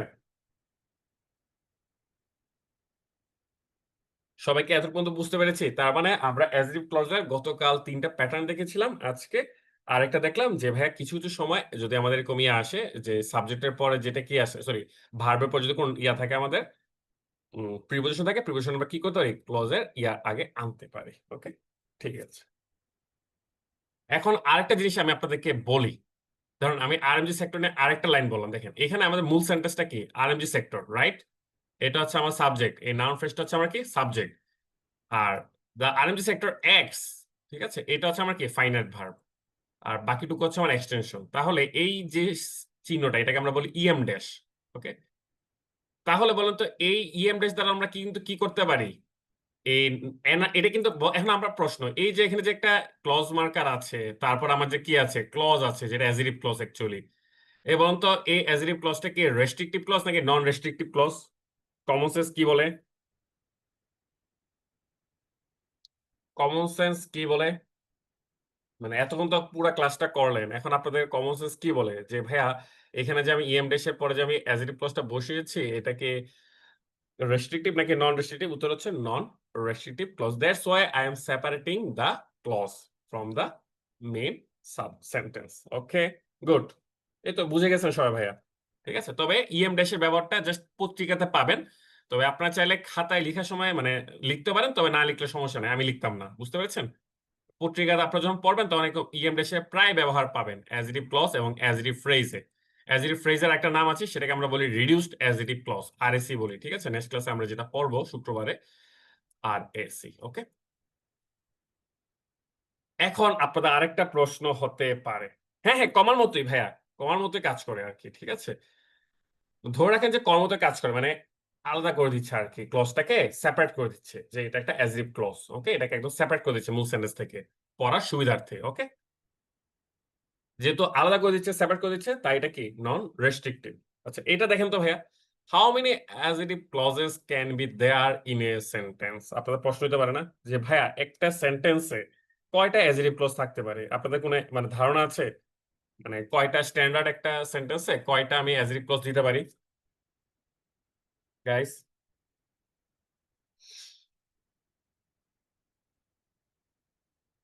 একটা নাকি অনেকগুলা? চমৎকার। There is no limitation, there is no restriction. আপনার যত খুশি তত কি করতে হবে, মডিফাই করতে পারেন। দ্যাট মিনস এটা স্পেসিফিক কোনো অ্যান্সার নাই। এখন দেখেন, এটা বোঝানোর জন্য আমি আপনাদেরকে এই বিবিসি থেকে জাস্ট একটা র্যান্ডমলি একটা কি দিয়েছি, মানে একটা আর্টিকেল আমি এটা পড়তেছিলাম, ঠিক আছে। যেহেতু আমাদের আমাদের মানে যখন আপনারা যখন বিসিএস এর রিটেন জন্য প্রিপারেশন নেবেন, তখন কিন্তু আপনার এই সাউথ এশিয়ান রিজনে কি হচ্ছে এটা পুরোটাই পড়া দরকার, শুধু বাংলাদেশ আর আমেরিকানে পড়া থাকলে হবে না, ঠিক আছে। আচ্ছা, তো দেখেন আমি যখন এই আজকের বিবিসি থেকে আমি যখন বিবিসির ইয়াতে ঢুকলাম ওয়েবসাইট, তখন আমি এটা দেখলাম, এটা একটু just পড়ার চেষ্টা করলাম, পড়ার পরে আমি দেখলাম এই একটা লাইন পাইলাম। সবাই একটু লাইনটা দেখি, আমরা সবাই একটু লাইনটা দেখি কি বলেছে। PM Narendra Modi promised to cut taxes to mitigate the impact of the tariffs, which will disrupt millions of livelihoods across the country's export-driven industries that supply everything from clothes to diamonds and shrimp to American consumers. আমরা পুরো সেন্টেন্সটা পড়লাম, তাই। এখন আমাদের first কাজ হচ্ছে কি, ভাইয়া সবসময় বলেছে যে যখন আমরা কোনো সেন্টেন্স পড়বো তখনই সেন্টেন্সের সাবজেক্ট এবং ফাইনাল ভার্বটা আইডেন্টিফাই করে ফেলবো, সাবজেক্ট এবং ইয়াটা। তাহলে PM নরেন্দ্র মোদী, এটা হচ্ছে আমাদের সাবজেক্ট, এবং ফরচুনেটলি আমাদের এর পাশেই কি দেয়া আছে, আমাদের ফাইনাল ভার্বটা দেয়া আছে। প্রমিস, কিসে প্রমিস করেছে? Two cut taxes two mitigate, কি করবে, ট্যাক্স কি করবে, কমিয়ে দিবে। কি জন্য, উদ্দেশ্যটা কি? Two mitigate the impact of the tariffs. এত পর্যন্ত বললে কিন্তু সেন্টেন্সটা হয়ে যেত, তাই না? যে নরেন্দ্র মোদী কি করছে, প্রমিস করছে, কি সে প্রমিস, সে ট্যাক্স কমিয়ে দিবে, ঠিক আছে, ট্যাক্স কর্তন করে দিবে, ট্যাক্স বাদ দিয়ে দিবে। কেন বাদ দিবে? আপনার এই ট্যারিফের প্রভাব কি করার জন্য, প্রশমিত করার জন্য। এখন একটা প্রশ্ন দেখেন তো ভাইয়া, এখানে একটা ক্লজ মার্ক এসেছে না, which will disrupt millions of livelihoods across the country's export-driven industries that supply। আচ্ছা, এতক্ষণ দেখি এই যে হুইচ, দেখেন তো ভাই, এটা একটা নিশ্চয়ই কি ক্লজ মার্কার না? সবাই সবাই খেয়াল করেন আমার সাথে, এটা একটা ক্লজ মার্কার না হুইচ? তারপরে কি ক্লজ মার্কার সাবজেক্ট হিসেবে ইউজ হচ্ছে, আর এই উইলটা হচ্ছে কি ফাইনাইট ভার্ব, উইল ডিসরাপ্ট, বুঝতে পারছেন? তাহলে এই যে ক্লজ মার্কার, তারপর একটা ক্লজ আছে, ও কাকে মডিফাই করছে? ট্যারিফ কে না ভাইয়া? বুঝতে পারছেন সবাই, দ্য ট্যারিফস, রাইট? ট্যারিফটাকে মডিফাই করছে না? কারণ আমরা জানি অ্যাজেটিভ ক্লজ যে নাউনের পরে বসে সেই নাউনকে মডিফাই করে, তার টেরিফটাকে মডিফাই করছে, যে টেরিফ গুলা কি করবে, মিলিয়ন্স অনেকের জীবিকাকে কি করবে, ডিসরাপ্ট করে দিবে, তাই না? বুঝতে পারছেন? Disrupt millions of livelihoods across the countries, export driven industries. এতটুকু পর্যন্ত আমরা এসে থামলাম। আবার দেখতে পাচ্ছি আবার কি এসেছে, একটা ক্লজ মার্কার এসেছে, দ্যাট। খেয়াল করছেন? Clause marker that supply everything. That হচ্ছে ক্লজ মার্কার, যে নিজে কি সাবজেক্ট হিসেবে ব্যবহৃত হচ্ছে। সাপ্লাই হচ্ছে আমরা কি ফাইনাইট ভার্ব, তাই না? তাহলে এখন নিশ্চয় প্রশ্ন আসে যে এই যে that supply everything from clothes to diamonds and shrimp to American consumers, তাহলে এই ক্লজটা কাকে মডিফাই করছে? কেউ বলতে পারবেন কাকে মডিফাই করছে লাস্টেরটা? এই ইয়া কি দেখতে পাচ্ছে না? স্ক্রিন কি দেখতে পাচ্ছে না? আমি তো আমার সেকেন্ডারি ডিভাইস থেকে আমার স্ক্রিন দেখতে পাচ্ছি, সব তো ক্লিয়ার থাকার কথা। হুম।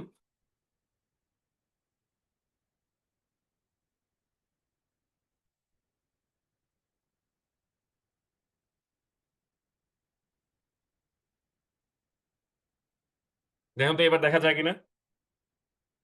এবার দেখতে দেখতে পাওয়ার কথা আছে। তাহলে আমরা কি সবাই ধরতে পেরেছি এই যে দ্যাট সাপ্লাই এভরিথিং, এটা কাকে মডিফাই করছে? এই যে এটা the countries export driven industries কে। বুঝতে পেরেছেন? এই নাউন ফ্রেজটাকে মডিফাই করছে, ক্লিয়ার? যে এক্সপোর্ট ড্রিভেন ইন্ডাস্ট্রিজ যেগুলা কি করে, ক্লথ থেকে শুরু করে ডায়মন্ড সব, ক্লথ, কাপড়, পোশাক, তারপর আপনার কি হীরা, চিংড়ি সবকিছু কি করে আমেরিকান কনজিউমারদের সরবরাহ দেয়। বুঝতে পারছেন গাইস? তার মানে আমরা কি দেখতে পেলাম? দেখতে পেলাম যে মডার্ন ইংরেজিতে একটা সেন্টেন্সে কি থাকতে পারে, একাধিক, আই রিপিট, একাধিক অ্যাডজেক্টিভ ক্লজ থাকতে পারে। There is no limitation. আপনি চাইলে কি করতে পারতেন, এই সেন্টেন্সে যে আমেরিকান কনজিউমার্সকে কি করতে পারতেন, মডিফাই করতে পারতেন। আমি বলেন তো আমেরিকান কনজিউমার্সকে যদি আমি পরে মডিফাই করতাম, ক্লজ মার্কেট হিসেবে কি আনা লাগতো? একটু বলেন, তাহলে আমি বুঝতে পারবো যে আপনারা আমার ক্লাস ধরতে পারছেন। তাহলে আমেরিকান কনজিউমার্সকে যদি আমি মডিফাই করতাম, তাহলে এবার আমি কি মডিফাই আনবো? চমৎকার, এবার আমরা ধুয়ান হুয়ান, রাইট? এই তো আপনারা বুঝে গেছেন। তাহলে এখন যখন আপনারা পেপার পড়বেন আমাকে একটু বলেন তো, তাহলে আপনারা ভাই অ্যাজেটিভ ক্লজ আইডেন্টিফাই করতে পারবেন না? পারবেন? আচ্ছা, এখন আপনাকে আরেকটা প্রশ্ন করি। এই যে এখানে দুইটা কি আছে, আমার অ্যাজেটিভ ক্লজ আছে, একটা হুইচ দিয়ে শুরু হয়েছে আর একটা দ্যাট দিয়ে শুরু হয়েছে। কেউ কি আমাকে বলতে পারবেন উভয় ক্ষেত্রে এগুলো কি এনআরসি নাকি আরসি, রেস্ট্রিকটিভ নাকি non restrictive? Use your common sense. ভাইয়া বলেছিল যে ইয়াতে ব্রিটিশ ইংলিশে দ্যাট এবং হুইচের স্পেসিফিক কোনো পার্থক্য নাই, ঠিক আছে? কিন্তু কমার ক্ষেত্রে কিন্তু ভাইয়া এটা বলে নাই। ভাইয়া শুধু বলছে দ্যাট এবং হুইচের বেলায়, রিমেম্বার। ভাইয়া আবার বলছি, ভাইয়া বলেছে দ্যাট এবং হুইচের ক্ষেত্রে ব্রিটিশ ইংলিশে মেজর কোনো ডিফারেন্স, ইয়া নাই, সিগনিফিকেন্ট ডিফারেন্স নাই, কিন্তু কমার ক্ষেত্রে অবশ্যই আছে। তার মানে যেহেতু এখানে কোনো কমা নেই, তার মানে both of this clauses are restrictive clauses. বুঝতে পেরেছেন ভাইয়া? অ্যান্সার কি ক্লিয়ার? ভাই পড়ালেখাটা ইজি, যদি আপনি আসলে ধরতে পারেন মজা লাগবে আপনার, বিশ্বাস করেন। এই যে আপনি শুরু করেছেন কিন্তু ভাই, মাত্র অ্যাজেটিভ ক্লজ পড়ছেন, আরো আছে অ্যাজেটিভ ফ্রেজ আছে, তারপরে অ্যাডভার্বিয়াল ক্লজ আছে, অ্যাডভার্বিয়াল ফ্রেজ আছে, নাউন ক্লজ আছে। এই ক্লজের ক্লাসগুলো যখন শেষ হবে তখন আপনার মনে হবে কি জানেন, এই পেপারে বড় বড় সেন্টেন্স গুলো না অনেক ইজি মনে হবে আপনার কাছে। আর আপনি তখন পড়তে মজা হবে যে ওয়াও, এই তো অ্যাজেটিভ ক্লজ, এই তো অ্যাডভার্বিয়াল ক্লজ, এই তো অ্যাজেটিভ ফ্রেজ। তখন আপনি মিনিং গুলো ধরতে সহজ হবে, এবং ট্রান্সলেশন করতে তখন আপনার সহজ হবে, যেটা আপনার সবচেয়ে ভয় পান। এটা বড় একটা সেন্টেন্সে ট্রান্সলেট করতে আপনার আগামাথা খুঁজে পান না, এখন আপনারা বুঝতে পারবেন। ঠিক আছে গাইস, এত পর্যন্ত সবাই ক্লিয়ার নাকি? যদি ক্লিয়ার হন আরেকবার, আচ্ছা সাব্বিরকে আমি আরেকবার বলতেছি, দেখেন। আমরা যখন এই সেন্টেন্সটা পড়েছি, প্রাইম মিনিস্টার নরেন্দ্র মোদী, ঠিক আছে, এটা হচ্ছে আমাদের সাবজেক্ট। নরেন্দ্র মোদী কি করেছে, প্রমিস করেছে, ঠিক আছে? তার মানে ফাইনাল হচ্ছে কি প্রমিসড। কি সে প্রমিস করেছে? সে ট্যাক্স বাদ দিবে, টু কাট ট্যাক্সেস। এই ট্যাক্স কাট কেন বাদ দিবে? To mitigate the impact of the tariffs. ট্যারিফের প্রভাব কি করার জন্য, প্রশমিত করার জন্য বা বাদ দেওয়ার জন্য সে কি করবে, এই ট্যাক্স কর্তন করছে। দেখেন তো ট্যারিফস এর পরে হুইচ দিয়ে শুরু হয়েছে একটা অ্যাজেটিভ ক্লজ, খেয়াল করছেন? হুইচ হচ্ছে ক্লজ মার্কার, তারপর উইল হচ্ছে ফাইনাইট ভার্ব। এই যে which will disrupt millions of livelihoods across the countries export driven industries, এত পর্যন্ত যদি আমি থামি, এটা হচ্ছে একটা ক্লজ, এটা হচ্ছে একটা অ্যাজেটিভ ক্লজ, যে কাকে মডিফাই করছে, ট্যারিফস কে মডিফাই করছে। দেখেন, এই ট্যারিফস কে মডিফাই করছে, তাই না? ট্যারিফস এর পরে বসেছে, ট্যারিফস এর পরে ক্লজ মার্কার হুইচ এসেছে, তারপর কি ফাইনাল ভার্ব দিয়ে একটা ক্লজ মার্কার এসেছে, ঠিক আছে। এরপর দেখেন এই ইন্ডাস্ট্রিজ এর পরে আবার কি এসেছে, একটা ক্লজ মার্কার দ্যাট এসেছে, খেয়াল করছেন? ক্লজ মার্কার দ্যাট আবার কি পরে final verb, that supply everything from clauses থেকে শুরু করে লাস্টে আমেরিকান কনজিউমার্স পর্যন্ত পুরোটা হচ্ছে কি আরেকটা অ্যাজরিভ ক্লজ। ও এই অ্যাজরিভ ক্লজটা কাকে মডিফাই করছে? দ্যাটের আগে কি আছে দেখেন তো, the countries export driven industries. এই যে নাউন ফ্রেজটা, পুরো নাউন ফ্রেজটাকে মডিফাই করছে, ঠিক আছে? ক্লিয়ার? আরসি কেন সেটা বলছি। এখন আপনি বলতে পারেন যে ভাই আপনি না বললেন যে দ্যাট হচ্ছে কি, দ্যাট হচ্ছে আরসি আর হুইচ হচ্ছে কি এনআরসি, তাহলে তো ভাই প্রথমটা এখানে এনআরসি হওয়ার কথা, পরটা আরসি হওয়ার কথা। উত্তর আমি কি বলেছিলাম যে ভাই এটা আমেরিকান ইংলিশের ক্ষেত্রে, ব্রিটিশ ইংলিশের ক্ষেত্রে কি হয় দ্যাট আর হুইচের কোনো পার্থক্য নাই, ঠিক আছে। এবং আমরা খাতায় যখন লিখবো তখন আমরা ব্রিটিশ ইংলিশটা লিখবো, দ্যাট এবং হুইচ আমরা যা খুশি তা লিখতে পারি, ক্লিয়ার? কিন্তু তাহলে এখন বলতে পারেন যে ভাই তাহলে আরসি আর এনআরসি দুইটাকে আলাদা করবে কিভাবে? উত্তর হচ্ছে শুধু কমা দিয়ে বা ইএম ড্যাশ দিয়ে। বুঝতে পেরেছেন এখানে কি কোনো কমা আছে? ইউজের কমন সেন্স, এখানে কোনো কমা আছে? এই হুইচ উইল ডিসরাপ্ট বা দ্যাট সাপ্লাই, কোনো কমা নাই, that is Y both of this clauses are restrictive clauses. সবাই আশা করি ক্লিয়ার। হুম, তাহলে আমাকে যে প্রশ্ন করছেন ভাই অ্যাজিটিভ ক্লজের ভিতরে, হ্যাঁ এটাকে আমরা বলি কি নেস্টেড অ্যাজিটিভ ক্লজ, মানে একটা সেন্টেন্সে অ্যাজিটিভ ক্লজের ভিতরে আবার অ্যাজিটিভ ক্লজ আসছে আবার আসছে। আপনি চাইলে কিন্তু এখন আমেরিকান কনজিউমার্স এটাকে কিন্তু কি মডিফাই করতে পারেন, তাই না? আপনার খুশি মতো। তো এটা চলতে থাকবে, এটা কোনো শেষ নাই। বুঝতে পেরেছেন? তো আপনারা আপনাদের অ্যান্সার পেয়ে গেছেন যে how many adjective clauses can be there in a sentence, answer is there is no limitation. Fine. তো আপনারা চাইলে কি আর্টিকেলটা একবার দেখে নিতে পারেন এবং আমার মনে হয় এখন আপনাদের পেপার পড়াটা ইজি হয়ে যাবে, ঠিক আছে। এই লাইনটা কিন্তু ওই আর্টিকেল থেকে নিয়েছি আমি। তাই এটাকে আমরা কি বলছি, নেস্টেড অ্যাজিটিভ ক্লজেস বলছি, ঠিক আছে। এবার দেখেন নেস্টেড অ্যাজিটিভ ক্লজের আরেকটা উদাহরণ আমি আপনাদের দেখাই, এটা খুব ইন্টারেস্টিং মজার। The rat, the cat, the dog bit chased escaped. এখন যারা বুদ্ধিমান তারা আমাকে একটু বলেন তো ভাইয়া এই সেন্টেন্সের সাবজেক্ট কে আর ফাইনাল ভার্ব কে?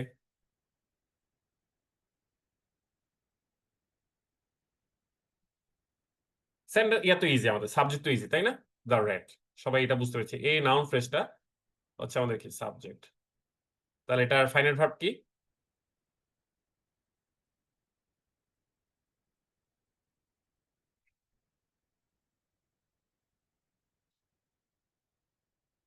এখন দেখেন এটা বোঝার জন্য, আচ্ছা এটা যারা বুঝে নাই তাদেরকে একটু বুঝাই দিই, খুবই সহজ।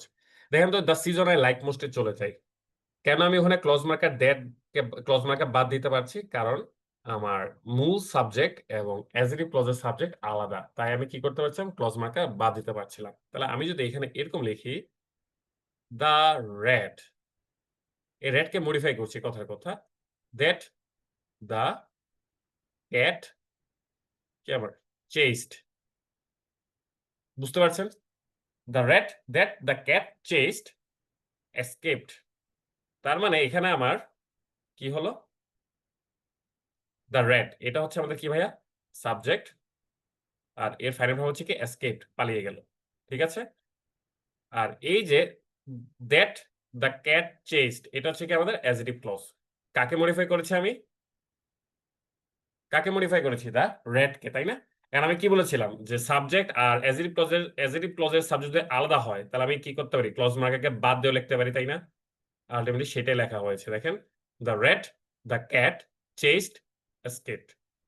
এখন আপনাদের মাথায় একটা দুষ্টু বুদ্ধি খেলে গেল, ভাইয়া যেহেতু বলেছে there is no limitation to use adjective clause, আমরা চাইলে কি করতে পারি এবার দ্য ক্যাট কেও মডিফাই করতে পারি, করতে পারেন। তখন কি আসে আমার সেন্টেন্সটা দেখেন তো, এটা আসতেছে না? The rat the cat. এবার আপনারা কি করবেন, দ্য ক্যাটকে মডিফাই করবেন।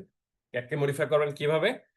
যে বিড়ালটা যে, আরে আবার সমস্যা হচ্ছে একটু,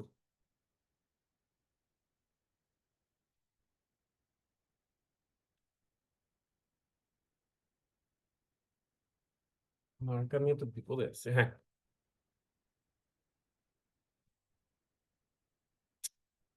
এবার আপনারা যদি কি করেন ভাইয়া, এই যে ক্যাটকে যদি আপনারা কি করেন, আপনারা চাইলে কি করতে পারেন ভাইয়া, মডিফাই করতে পারেন না? ক্যাটকে আমরা কিভাবে মডিফাই করতে পারি? একটা ক্লজ মার্কার আনবো দ্যাট, ভাই আমার কালি বসতেছে না কেন? আচ্ছা মুখে মুখে বলি তাহলে আপনারা বুঝতে পারবেন। নাকি? তাহলে আমি যদি দ্য ক্যাটকে মডিফাই করি, দ্যাট দ্য ডগ কি বিট, ক্লিয়ার? তারপর বাকিগুলো তো বসে যাবে, চেস্ট, এসকেপড, তাই না ভাইয়া? এবার বুঝতে পেরেছেন? তারপর আমি আবার কি করতে পারি, দ্যাটটা, ডগটাকে কি করতে পারি ভাইয়া, ওই ডগের আগে যে দাটা আছে, সেটা দ্যাটটা আছে, সেটাকে বাদ দিতে পারি। ক্লিয়ার?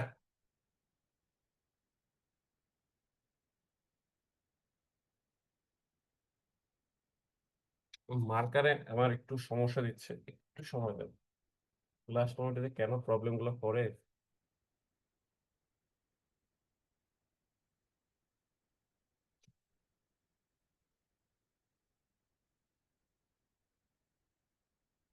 হুম, আচ্ছা আচ্ছা, বুঝতে পেরেছেন? আমি মুখে মুখে বলি। এই যে এটা এটা তো প্রথমত ক্লিয়ার নাকি? এরপর আমি যদি ক্যাটকে মডিফাই করতে চাই, যে দ্যাট দ্য ডগ বিট, তারপরে কি বাকিগুলো বসে যাবে না? চেস্ট, এসকেপ বসে যাবে না? তারপর ওই দ্যাটের, ওই যে দ্যাট দ্য ডগ, এই দ্যাট ক্লজ মার্কারটা আমি বাদ দিতে পারি, কারণ হচ্ছে কি ডগ হচ্ছে কি ক্লজের সাবজেক্ট, আর ক্যাট হচ্ছে কি মূল সেন্টেন্সের সাবজেক্ট। এবার ক্লিয়ার? আচ্ছা, যারা বুঝেন নাই তাদেরকে আমি আবার বুঝিয়ে দিচ্ছি।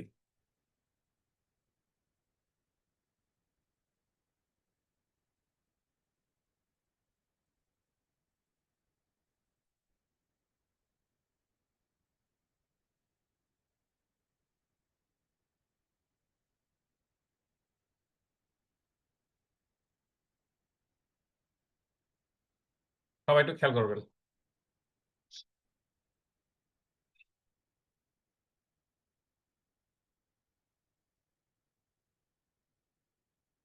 Next.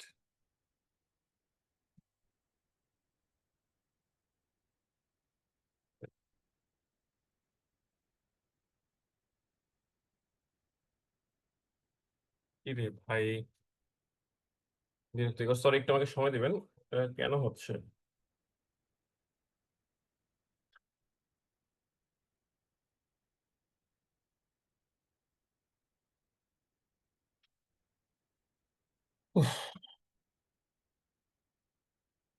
ক্লজ মার্কার তখনই বাদ দিয়ে যাবে যদি আমাদের মূল যে আমাদের সাবজেক্টটা আর আমাদের সাবজেক্ট আলাদা হয়, ঠিক আছে? না, আচ্ছা এসেছে, দেখেন। আমি লিখলাম এটা। কি রে ভাই, আসতেছে না তো। Pointer option, pen pen pen, control P, control,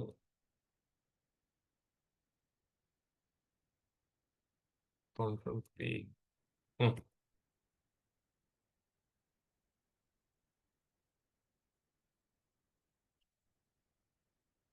না, বেশি ডিস্টার্ব দিচ্ছে ভাই আমার ইয়াটা, মার্কেটটা। আচ্ছা এবার ঠিক আছে, দেখেন। এবার বুঝতে পারার কথা।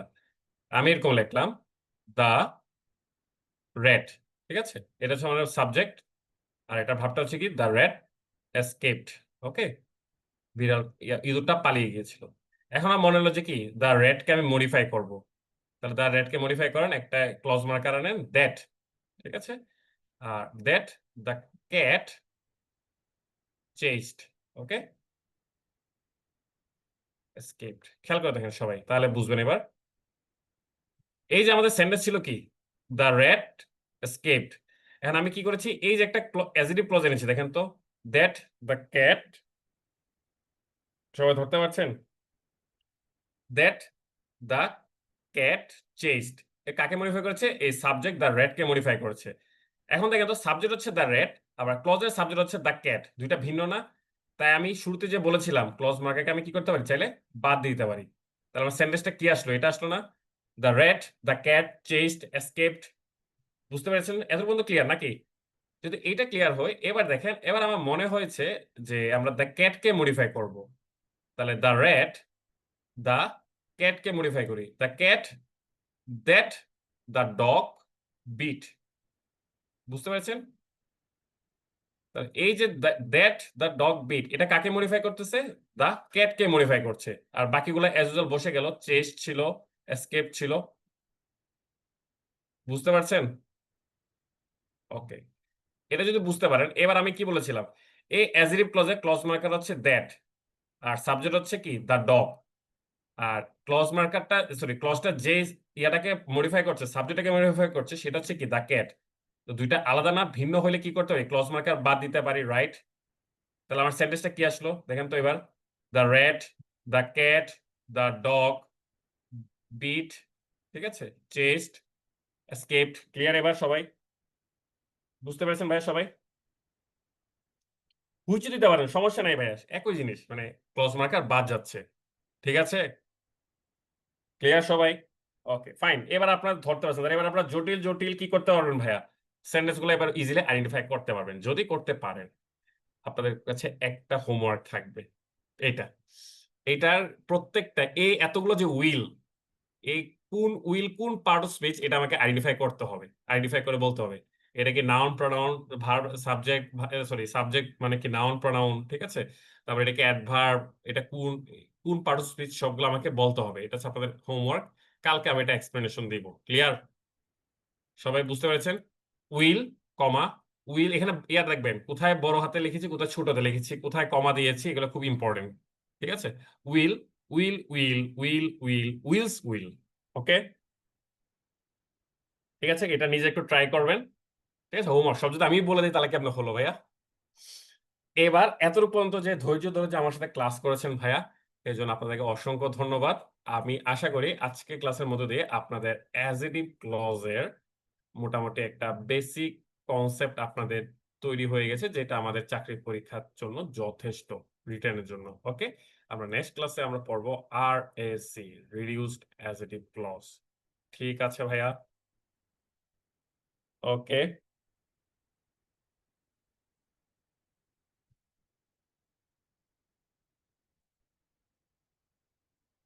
আচ্ছা ঠিক আছে। হোমওয়ার্ক নিয়ে ডেমো, আমি একটা ডেমো দিয়েছিলাম, মনে করে দেখেন তো ভাইয়া, একটা ডেমো দিয়েছিলাম না আমি রোহিঙ্গা নিয়ে? আরো কি ডেমো দরকার আপনাদের মনে হয়? আমার তো মনে হয় ডেমো দরকার নাই, যেমন আমি আপনাদেরকে বলেছি। আচ্ছা এবার ক্লাস শেষ, ঠিক আছে, ক্লাসের পর্যন্ত যদি কারো সমস্যা না থাকে আপনারা ভাই আস্তে আস্তে নিজে পড়ালেখা চলে যান, কারণ এখন আমি আপনাদের কিছু প্রশ্নের উত্তর দিব 5-10 মিনিট ধরে।